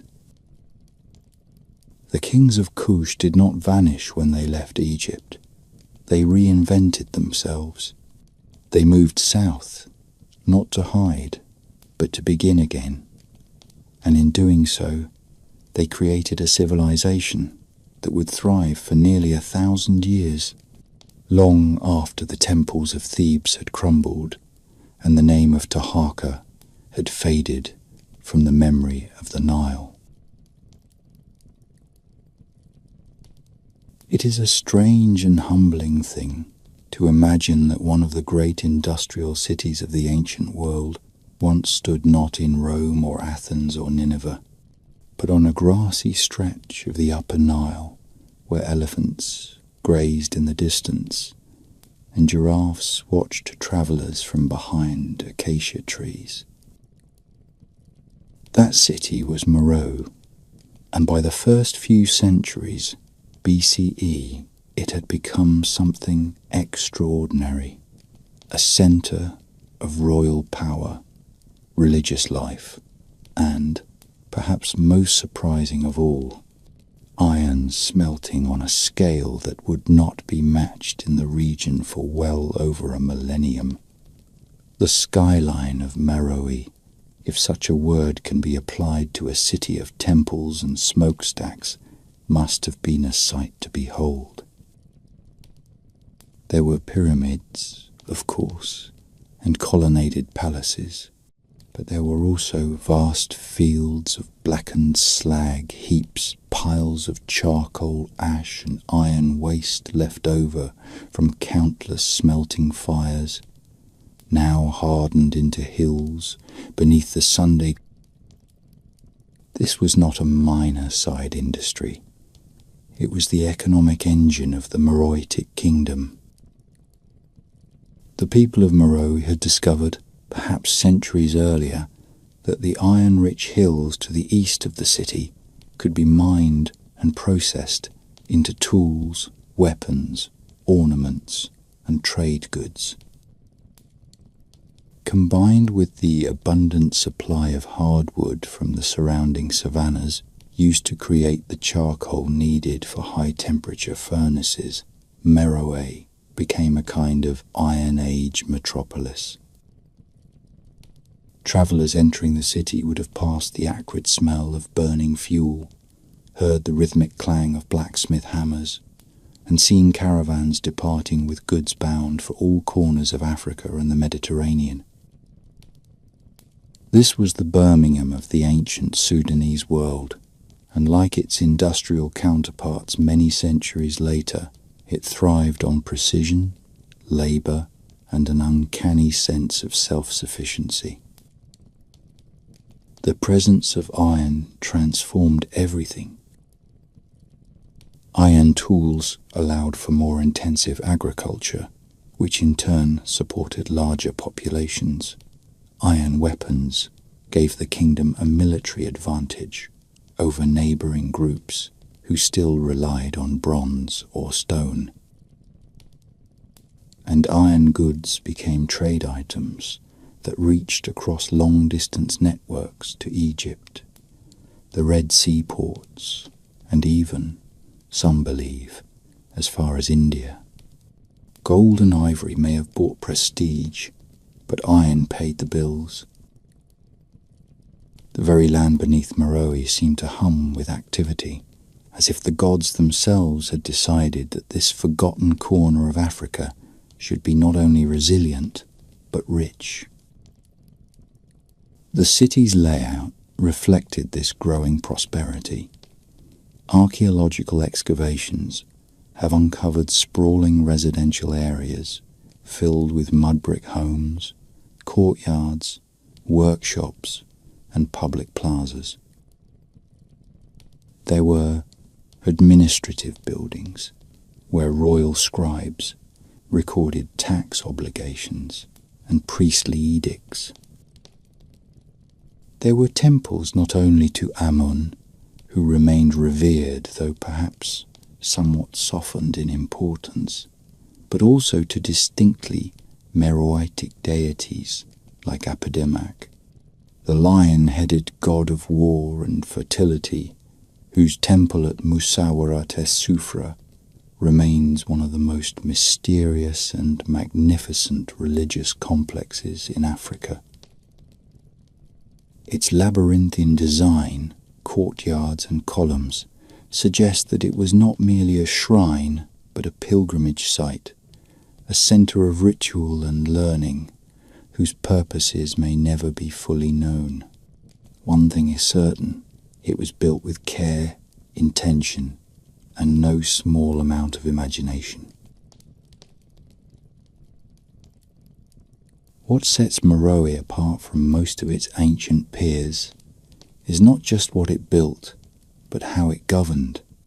While kings remained central to the state's identity, Meroe was notable for the remarkable visibility and authority of its royal women. Queens, queen mothers, and regents, known by the title Kandake, played active and often dominant roles in both religious and political life.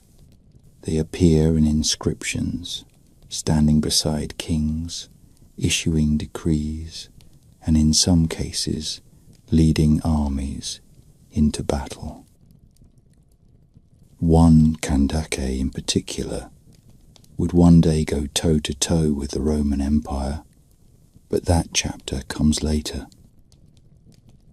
For now, it is enough to note that the Meroitic state did not simply tolerate powerful women, it expected them. This was not a fluke or anomaly, but part of a cultural and spiritual framework in which feminine power was both honoured and institutionalized. The Kandake was not a queen in the European sense. She was a co-ruler, a sovereign in her own right, and her voice rang from the temples as surely as any king's. And there were temples, many of them. Meroe's religious life was deeply woven into the rhythms of the city, but it had begun to diverge in subtle and important ways from the older Egyptian patterns. Mummification became less common, though it did not vanish entirely. Burial customs shifted. Instead of extended flat tombs or pyramid complexes with elaborate internal chambers, the Meroitic elites were buried in steep-sided pyramids, often accompanied by offerings that blended Egyptian, Nubian, and local forms. There were still gods with falcon heads and crocodile tails, but there were also images of local spirits and ancestral protectors, carved with thick, expressive lines that suggest an artistic tradition growing ever more confident in its own voice. Even writing changed. The Meroitic script, now appearing with regularity on stelae and temple walls, was a bold statement of cultural independence. While the ruling class remained literate in Egyptian, especially for religious ceremonies, the appearance of a native script composed of cursive and hieroglyphic forms, utterly unlike anything used in Egypt, was an unmistakable signal that the kingdom was now facing south as much as north. To this day, Meroitic remains only partially deciphered. It taunts historians with its elegant lines and stubborn silence. We can read names, titles, dates, but the full grammar and vocabulary remain a mystery. It is one of the last great unsolved scripts of the ancient world, a reminder that for all we think we know, Meroe still keeps its secrets. The Meroitic state was also remarkably durable. While Egypt endured frequent invasions and the Mediterranean world descended into the churn of Hellenistic wars and Roman bureaucracy, Meroe kept humming along. It outlasted the Assyrians, the Babylonians, and even the Ptolemies. It developed a political structure strong enough to manage trade, religion, and agriculture across hundreds of miles, yet flexible enough to accommodate regional variation and innovation. Its iron furnaces never stopped burning. Its pyramids continued to rise. Its queens still issued commands that bent the course of armies. In short, it was everything a civilization is supposed to be: sophisticated, resilient, inventive, and quietly magnificent. And yet, for all this success, Meroe remained curiously out of step with the grand narratives of antiquity. It did not seek to conquer Rome or challenge Greece. It did not leave behind great philosophical treatises or epics carved in marble. It simply endured. It prospered. It created. And it left behind ruins that even today, surrounded by the shifting sands of northern Sudan, feel less like the remains of a dead empire and more like the bones of something still alive, patient, waiting, and proud. By the time most people in the ancient world had heard of Meroe, it was already old. This was not unusual. Great cities often make their first impression on outsiders long after they have made peace with themselves. Rome was a muddy trading post, long before it became the mistress of the Mediterranean. Athens existed for centuries before anyone thought to build a Parthenon. And so it was with Meroe. By the time curious Greek historians and Roman generals began scribbling down reports of a mysterious black land beyond Egypt populated by tall people, ruled by warrior queens, and filled with oddly steep pyramids, the city had already been building, smelting, worshipping, and ruling for generations. What they stumbled upon was not a rising star, but a fully mature kingdom, a kingdom of iron and gold, of fire and stone, of customs as rich and layered as the black soil along the river banks. The city itself was laid out with a kind of quiet confidence. There was no attempt to mirror the rigid city planning of Greco-Roman colonies, nor the axial alignment of Egyptian ceremonial capitals. Meroe spread organically from the banks of the Nile, rising into low ridges and descending into industrial quarters where the air was thick with smoke and the ground littered with iron slag. This is not metaphor. Vast fields of smelting debris still surround the archaeological site today, hundreds of thousands of tons of it, in some places piled higher than a man's head. It is the physical residue of a city that worked, that shaped its identity, not through marble or myth, but through labour. And yet Meroe was never a grim factory town. The royal quarters, with their painted walls and pillared halls, reveal a court life filled with luxury and ceremony. Goldsmiths produced delicate jewellery, neck rings, armlets and earrings, shaped like lotus blossoms or stylized lions, while sculptors carved kings and gods in sandstone, their faces rounded and serene, often with slightly smiling mouths and eyes half-lidded, in a state of eternal awareness. Artisans were not merely copying Egyptian models anymore. The style had evolved, softened, become something uniquely Meroitic, a style born of sandstone, sun, and the memory of distant ancestors. At the nearby pyramids, the chapels were filled with scenes of offerings and rituals, but one could also find lions, giraffes, and fantastical beasts carved alongside the more traditional falcons and cobras. The kingdom had grown comfortable enough with its own stories to add to them freely. Economically, Meroe was a marvel of sustainability and trade.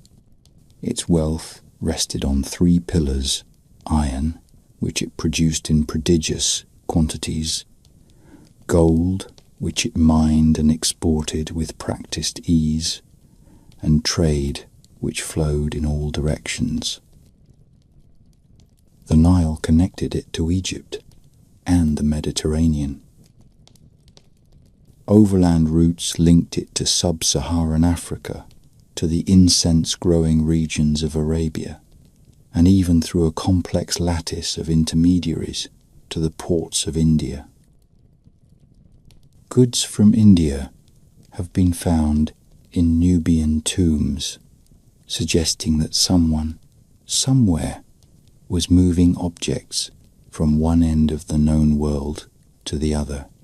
There were also mentions of Meroe in the writings of Strabo and Pliny, Roman scholars who described it in terms at once respectful and confused.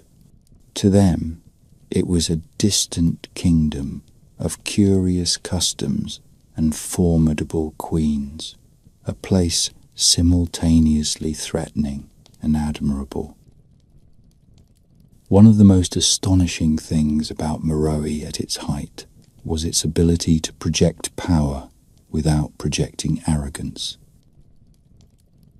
Unlike the Assyrians, who etched their conquests in endless bas-reliefs of screaming captives, or the Romans, who could not leave a city unpillaged for more than a generation, the Meroitic kingdom does not appear to have been built on conquest alone.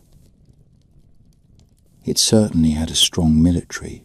Its kings and queens were not shy about defending their borders, but its longevity seems to have rested more on cultural cohesion, economic resilience, and religious legitimacy than on brute force.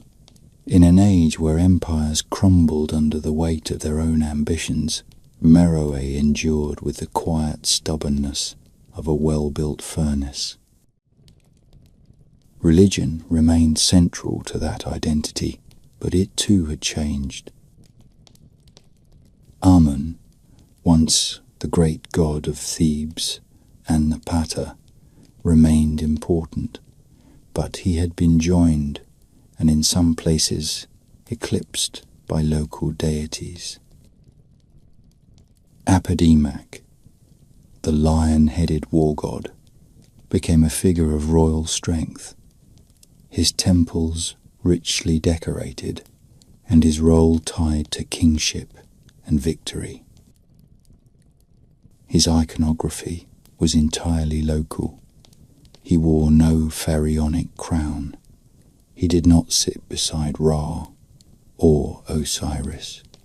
He was a creature of Nubia, and his emergence reflected a growing sense that Meroe was no longer simply preserving Egyptian traditions. It was creating its own. Perhaps the greatest symbol of this autonomy was the Meroitic script, which by this point had become the formal writing system of the court and religious life. Hieroglyphs were still used in sacred contexts, but for laws, trade documents, and royal decrees, Meroitic was the language of record. It was a striking departure from centuries of Egyptian dominance. And even though it remains largely undeciphered, its very presence tells us that the people of Meroe were writing themselves into history in a voice no longer borrowed from another civilization. They were writing not to impress outsiders, but to govern, to pray, to remember, and perhaps to imagine. What is most striking about Meroe's golden age is not that it happened, but that so few people today know that it did.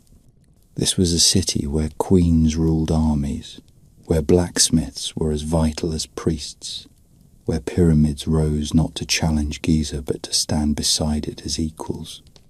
It was a city of ambition and subtlety, of spiritual depth and economic drive, and it did all this in the relative quiet of history's blind spots, rarely interfering with the headlines of Rome or the dramas of Greece. It simply thrived. Meroe, at its height, was not the shadow of Egypt. It was its heir, not by bloodline, but by survival, and in many ways it surpassed its predecessor. Egypt had the grandeur, Meroe had the grit, and in the long, slow arc of time, it may have been the more impressive of the two. If there was one thing that set Meroe apart from nearly every other kingdom of the ancient world, it was the visibility and authority of its royal women.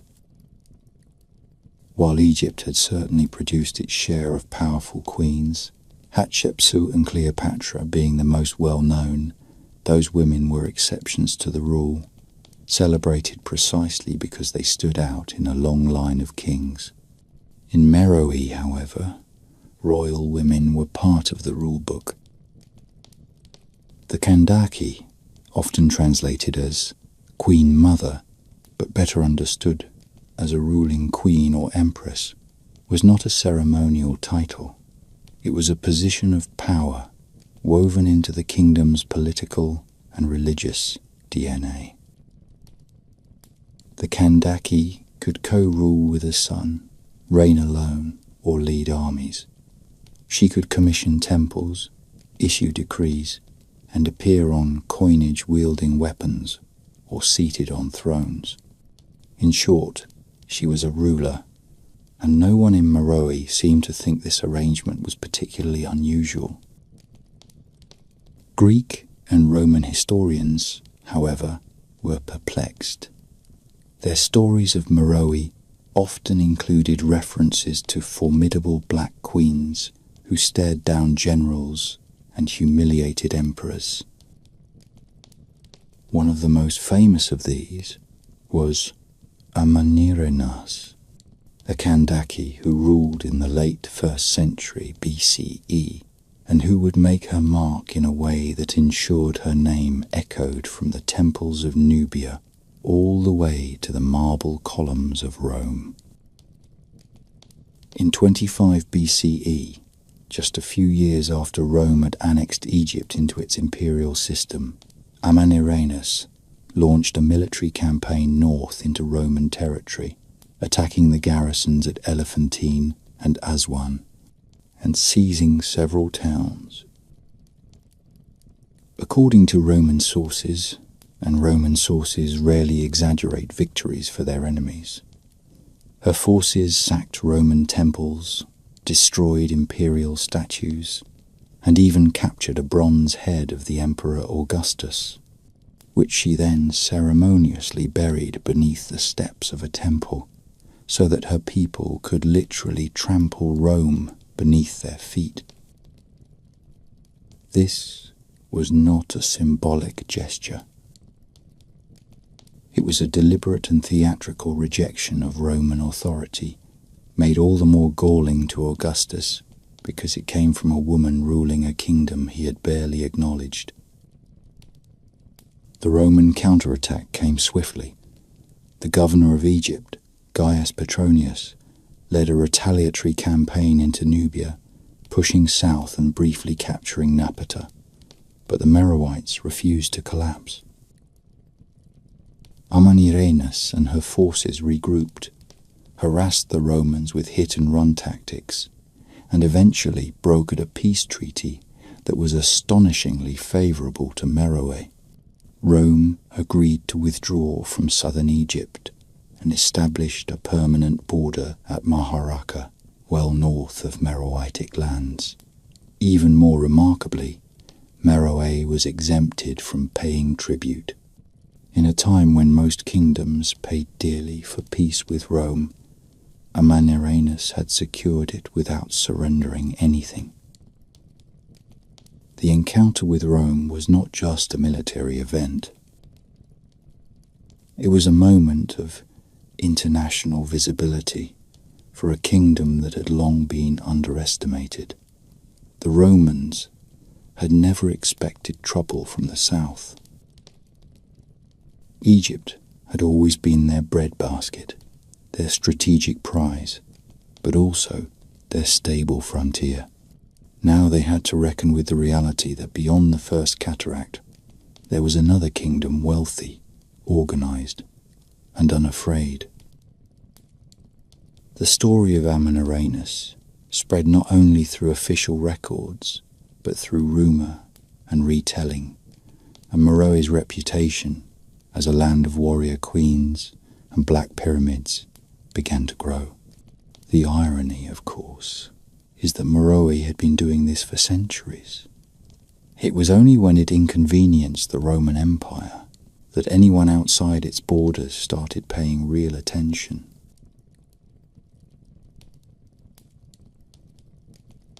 Meroe's reach extended far beyond military skirmishes.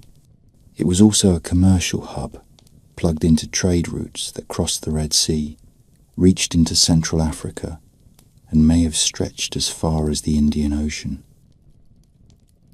The archaeological record includes items from far-off regions, Indian beads, Roman glassware, Arabian incense, and sub-Saharan ivory, all of which passed through Meroe's hands.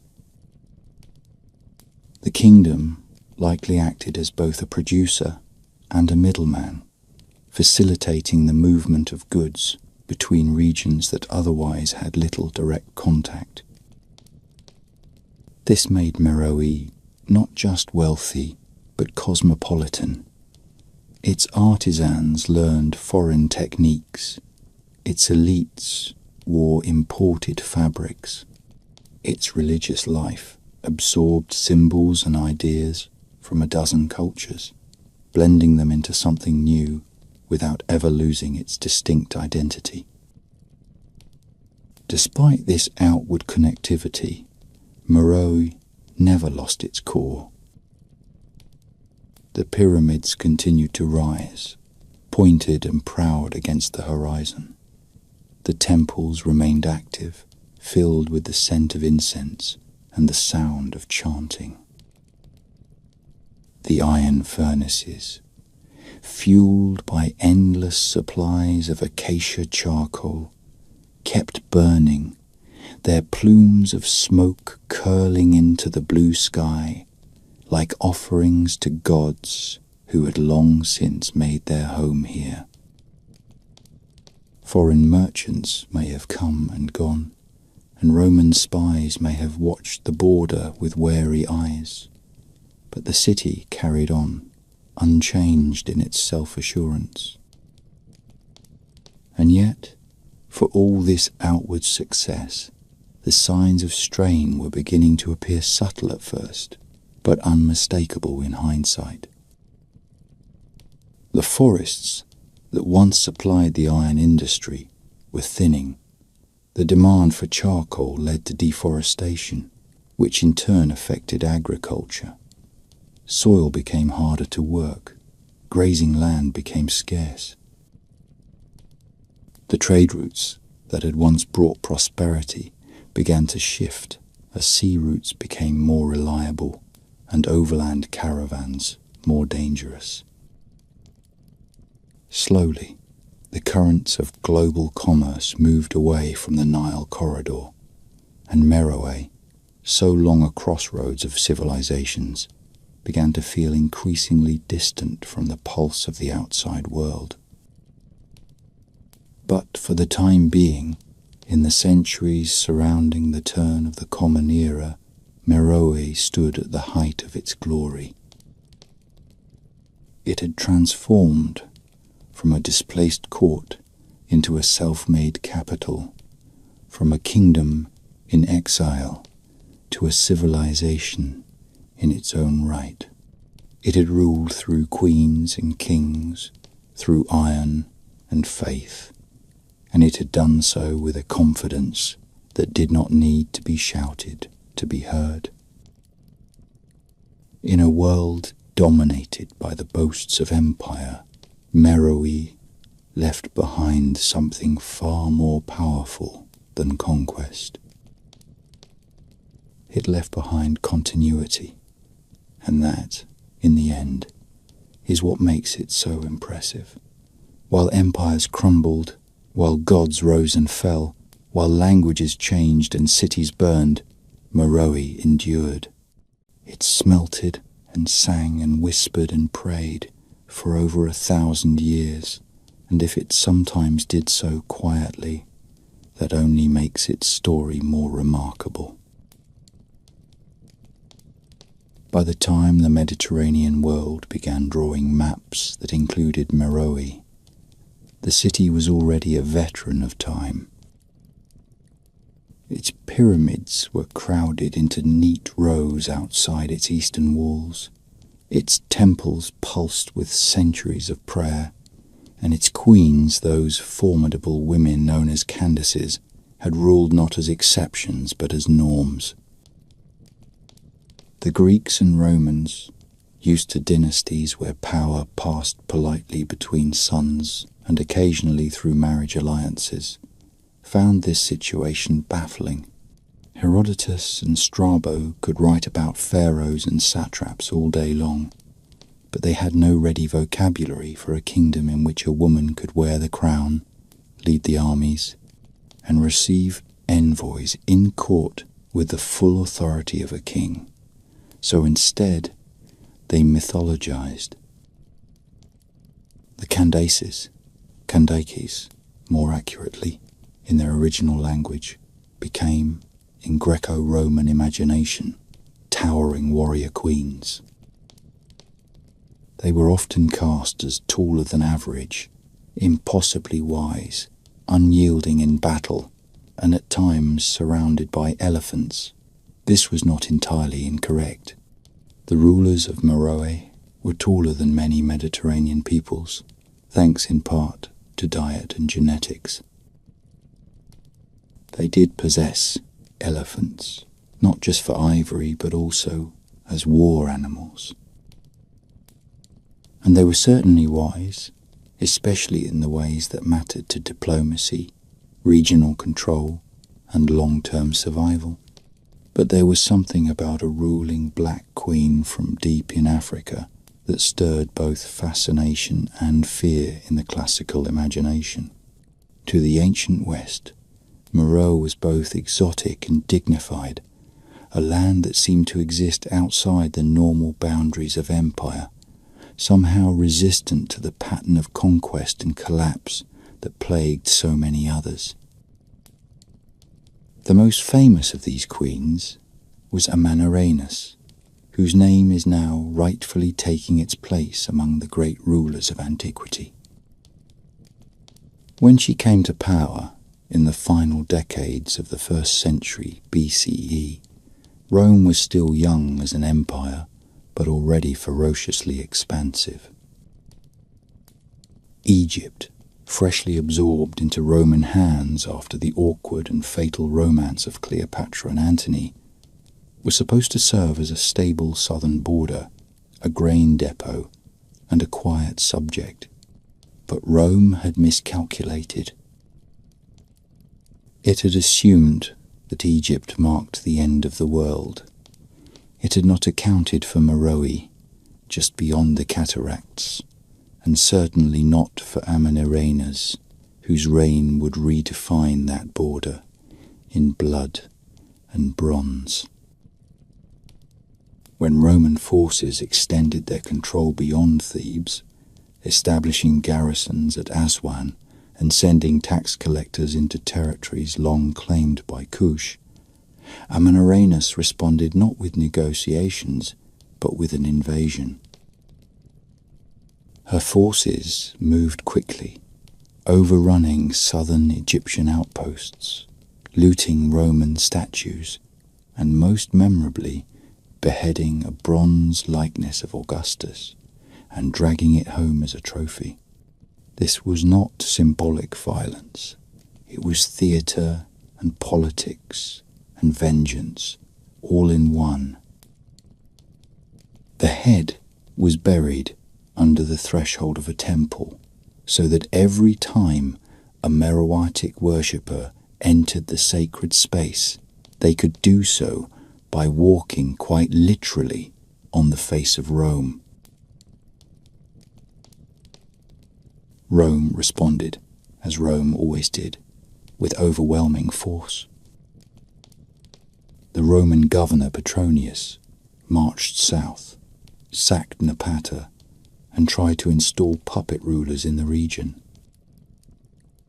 But Amanirenas, one-eyed from an injury in battle and reportedly unshaken by setbacks, rallied her forces again. What followed was a series of skirmishes and campaigns that ultimately exhausted both sides. Rome could not hold Nubia. Meroe could not retake Thebes. And so, around 21 BCE, a peace treaty was signed. It was, by Roman standards, shockingly generous. The empire agreed to withdraw from the southernmost territories. No tribute was imposed on Meroe, and the Kandake remained on her throne, undefeated. In Roman terms, it was a stalemate. In Nubian terms, it was a victory. This episode marked more than a military chapter.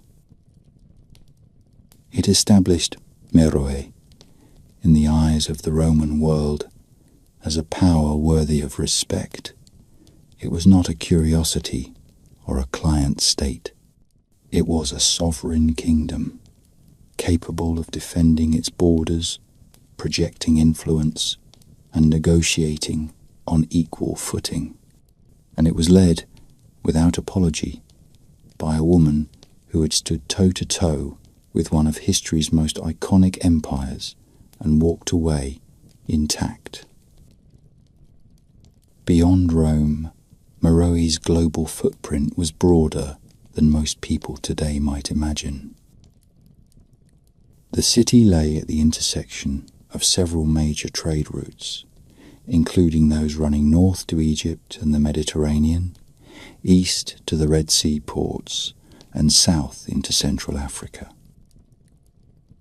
Its goods ivory, gold, ebony, incense, and iron moved across deserts and down coastlines, often reaching hands that would never know the city's name.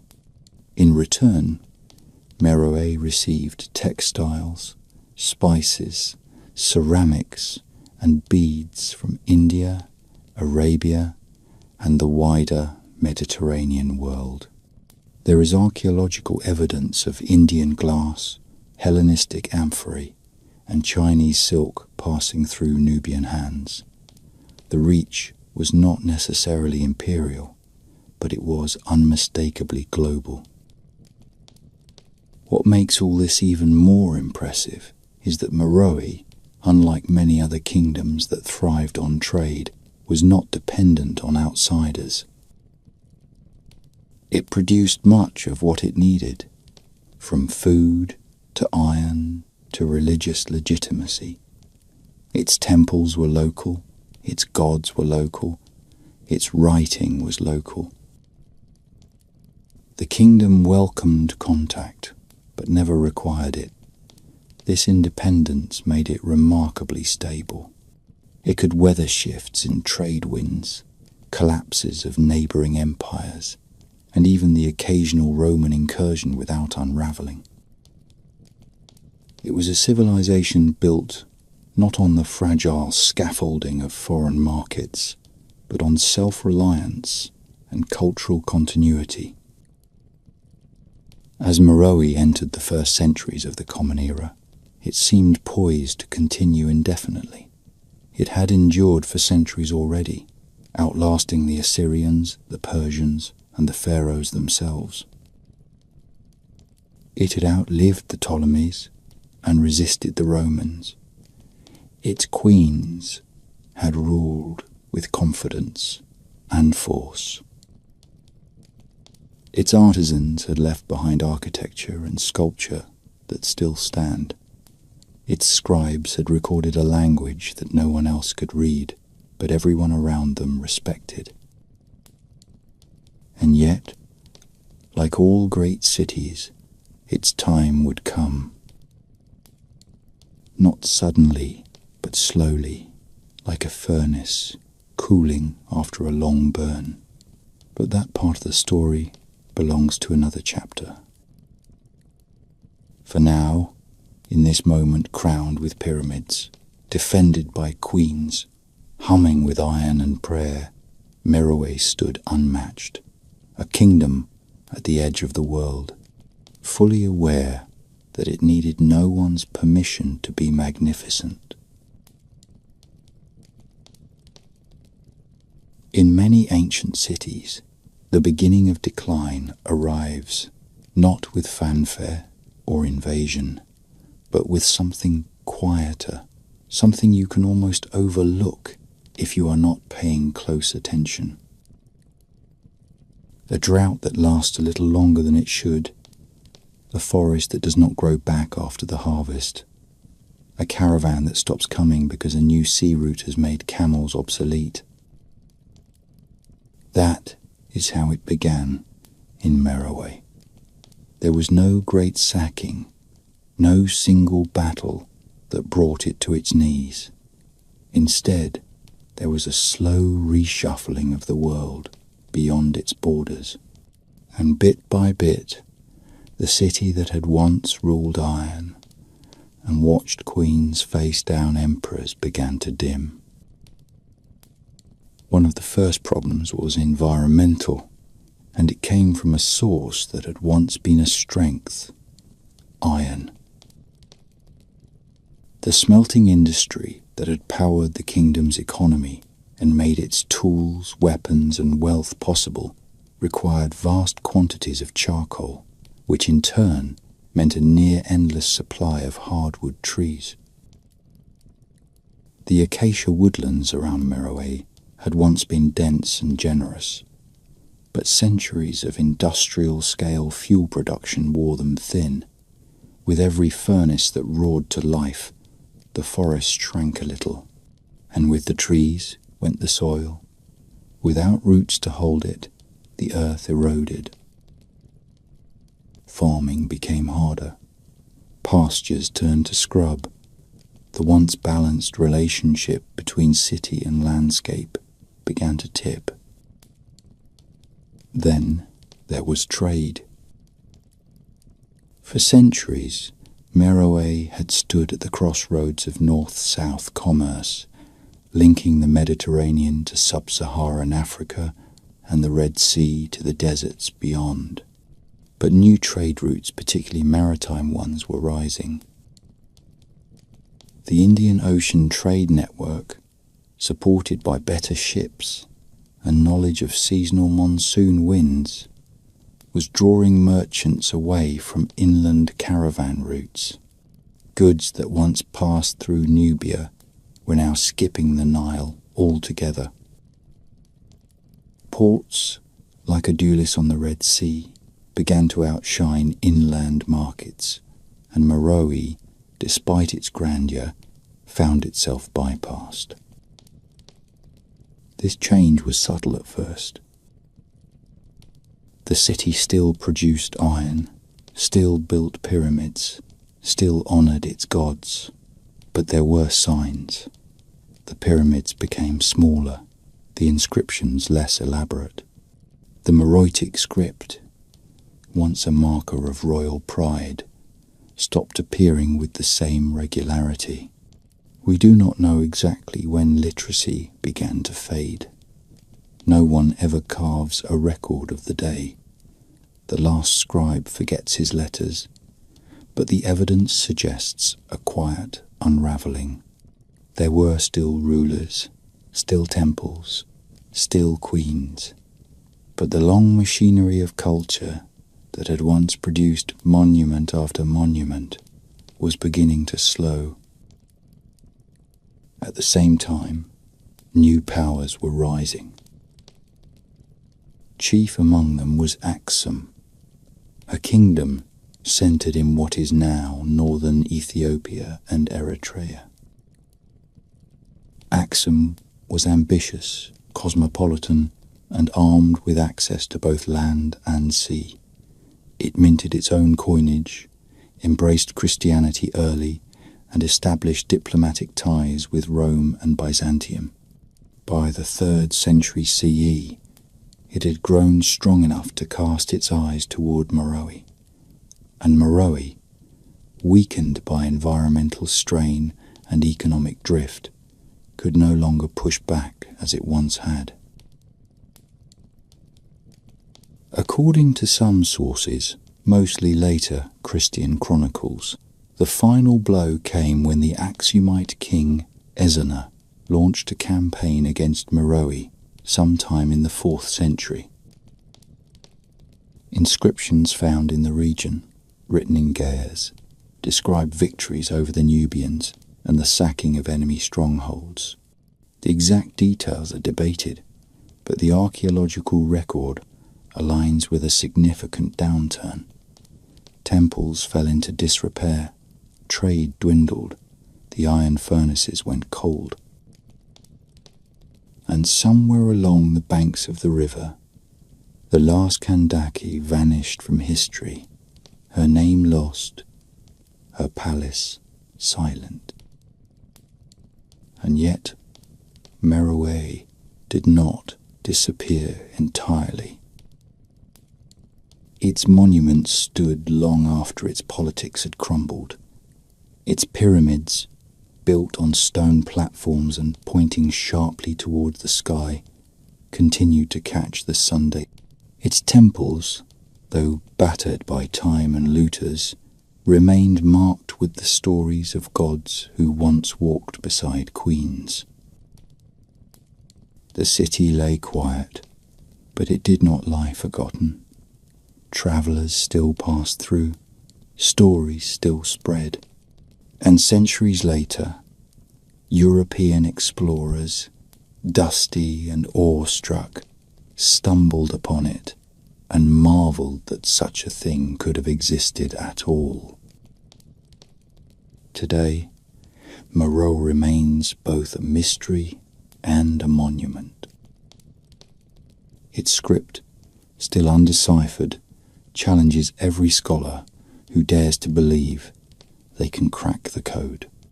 Its queens, half legend and half history, continue to inspire books, films, and questions, and its ruins, scattered across the sands of northern Sudan, remind us that civilizations are not always measured by how long they last, but by what they dared to do while they stood. Meroe dared greatly. It stood for 1,000 years. It ruled without apology. It built its own gods, minted its own culture, and gave the world something it had not expected: a black kingdom of queens and warriors, pyramids and prophets, iron and gold. And though the furnaces have long since gone cold, the story they once fired into the air still lingers, warm and bright, just beneath the surface of the sand.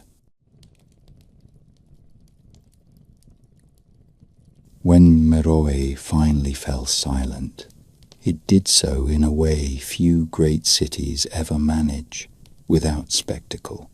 There was no Pompeii moment, no final recorded siege, no smouldering ruins memorialized in poetry.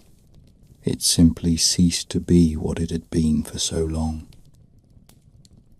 The iron cooled, the traders moved on, the queens disappeared from the stele. The river flowed on as if nothing had happened.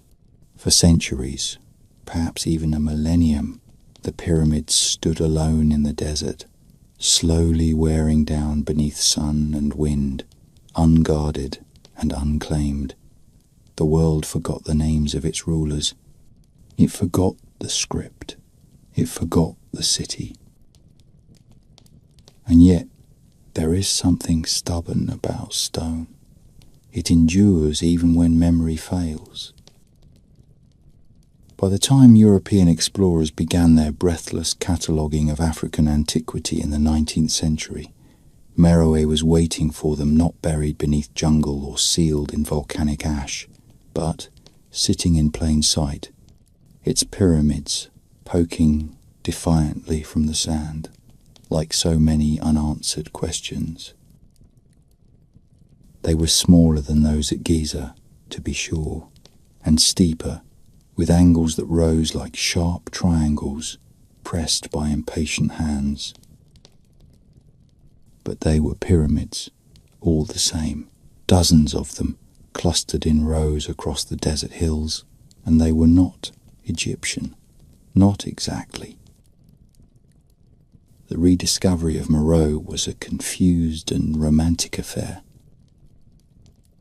In the 1822nd, the Frenchman Frédéric Calliot visited the site and took notes in the way only early European explorers could, half wonder, half imperial condescension.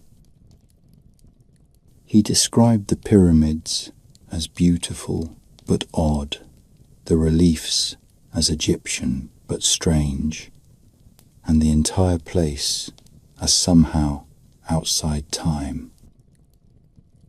Later, explorers brought sketchbooks and chisels, some removing pieces of sculpture and carting them off to museum basements. Others brought dynamite. The Italian adventurer Giuseppe Fellini, seeking treasure in 1834, blew the tops off nearly 40 pyramids in search of gold, reducing centuries of royal tombs to cracked ruins and souvenir fragments. It was a disaster disguised as archaeology, and its scars are still visible today. Despite this rough beginning, the study of Meroe slowly began to gain shape. Scholars pieced together the kingdom's chronology from temple inscriptions, pottery shards, and the occasional borrowed record from Egyptian or Roman scribes. The Meroitic script remained elusive, an entire writing system still only partially understood. It was neither Greek nor Coptic nor any known Afro-Asiatic language. It did not yield easily to linguistic sleuthing. Even today, we know the sounds of its letters, but not always their meanings. A few names have emerged, a few phrases, but much of it remains maddeningly silent. The walls still speak. We just do not yet understand the words.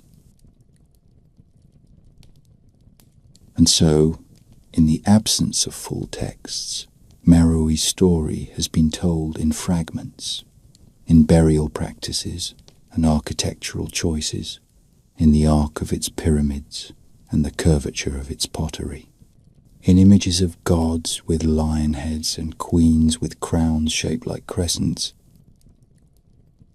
in iron slag and gold jewellery, in the look of temples that were neither quite Egyptian nor fully African, but something else entirely, a synthesis of traditions that had outgrown their origins. It is a story told through what was left behind, and perhaps more powerfully, through what was not erased. For a long time, the world was content to leave Nubia as a footnote to Egyptian greatness. Schoolbooks spoke of pharaohs and pyramids and the Nile, but the narrative usually stopped at the southern border of modern Egypt, as if the river simply ended there. The Kushites were mentioned, if at all, as invaders who briefly seized the throne of Egypt before fading into obscurity. Meroe was not mentioned, the queens were not mentioned, the pyramids in Sudan were ignored altogether.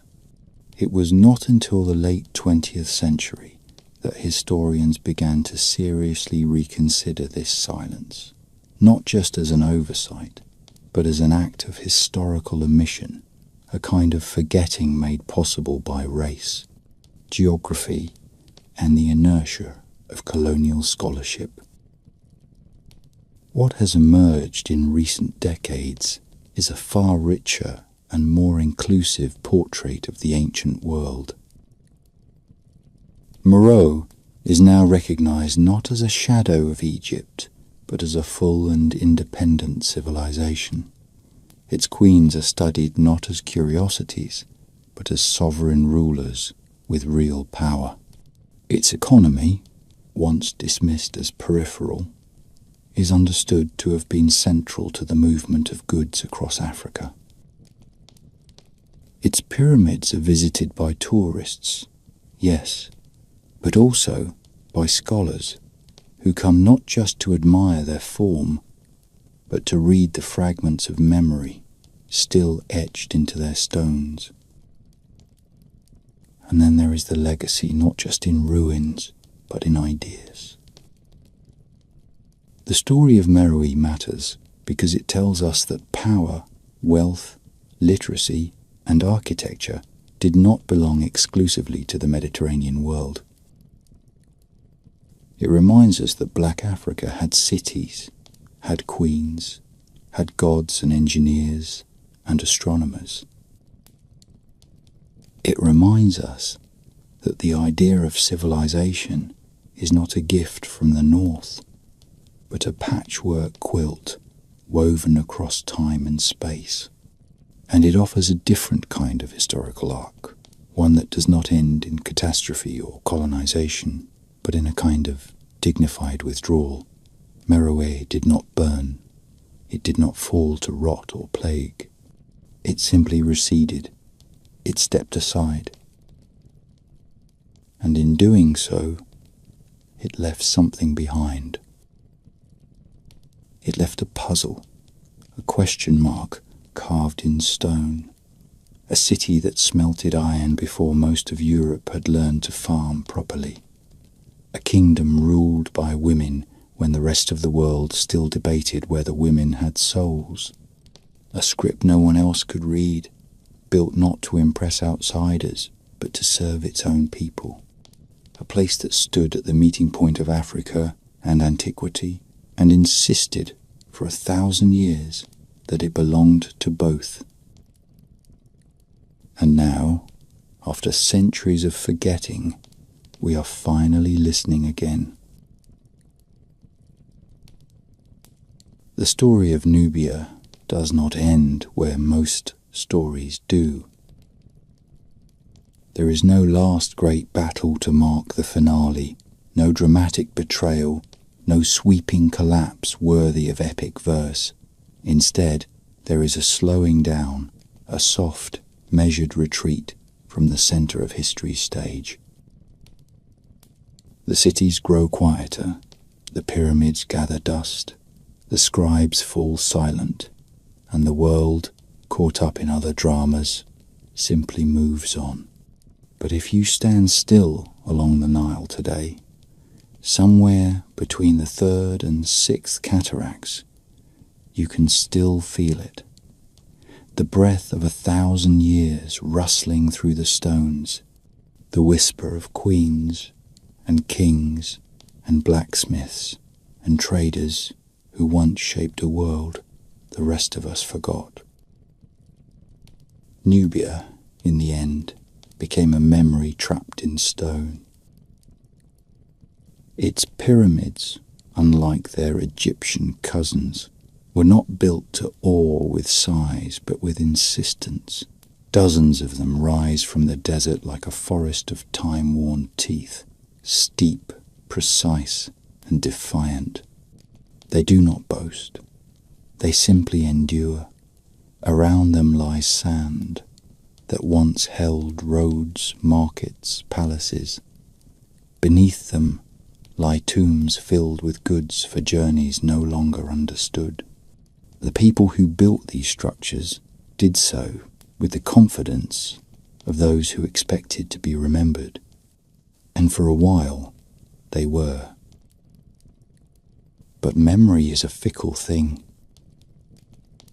After Meroe fell silent, Nubia fractured into smaller kingdoms. Christianity took root in some regions. In others, Islam spread along the trade routes. The temples of Amun were repurposed or left to the wind. The pyramids lost their names. The script was forgotten. And for nearly 1,000 years, the great kingdoms of Kush and Meroe were relegated to the status of myth, if they were acknowledged at all. Western scholarship, when it came, often arrived late and poorly informed, shaped more by colonial expectation than by curiosity. Africa was expected to be the stage for others' greatness, not the author of its own. But even as historians looked away, the land remembered, the stones remembered, and now, at last, we are beginning to remember too. Today, the ruins of Nubia are undergoing a kind of quiet resurrection.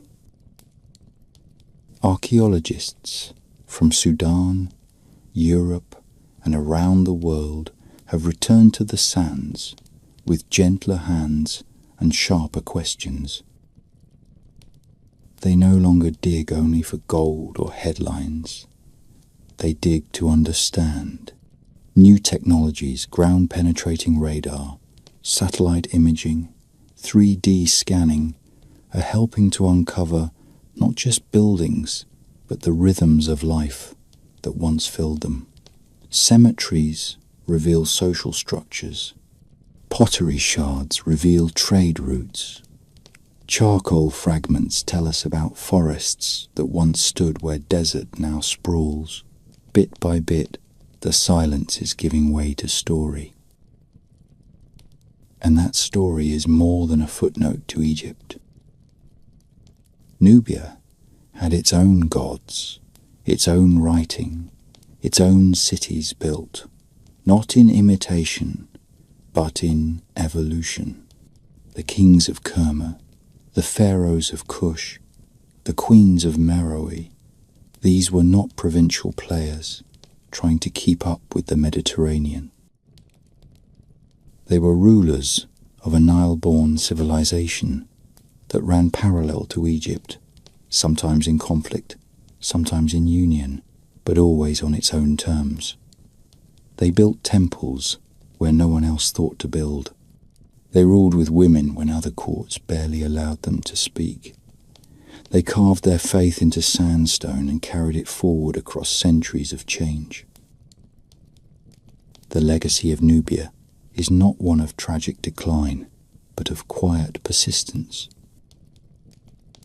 Its architecture still stands, its stories still echo in oral traditions passed through generations. Its art still inspires. And its people, the descendants of those ancient builders, warriors, priests, and merchants, still live along the riverbanks, still speak languages shaped by the past, still walk streets where queens once rode in chariots. The silence left by Nubia is not empty. It is full of waiting. And perhaps that is the final lesson of this long, slow story. Civilizations do not vanish. They change shape. They fade from the records of those who fail to look, but they endure in stone, in story, in the land itself. Nubia was not erased. It was overlooked, and now, slowly, respectfully, it is being seen again. So, if you ever find yourself near the pyramids of Meroe, as the sun begins to dip and the sky turns bronze over the desert, take a moment, stand still, listen. There is a silence there, yes, but it is not emptiness. It is the sound of 1,000 years, still warm beneath your feet. And that, in the end, is what history is, not just the names we remember, but the ones we are finally learning how to hear.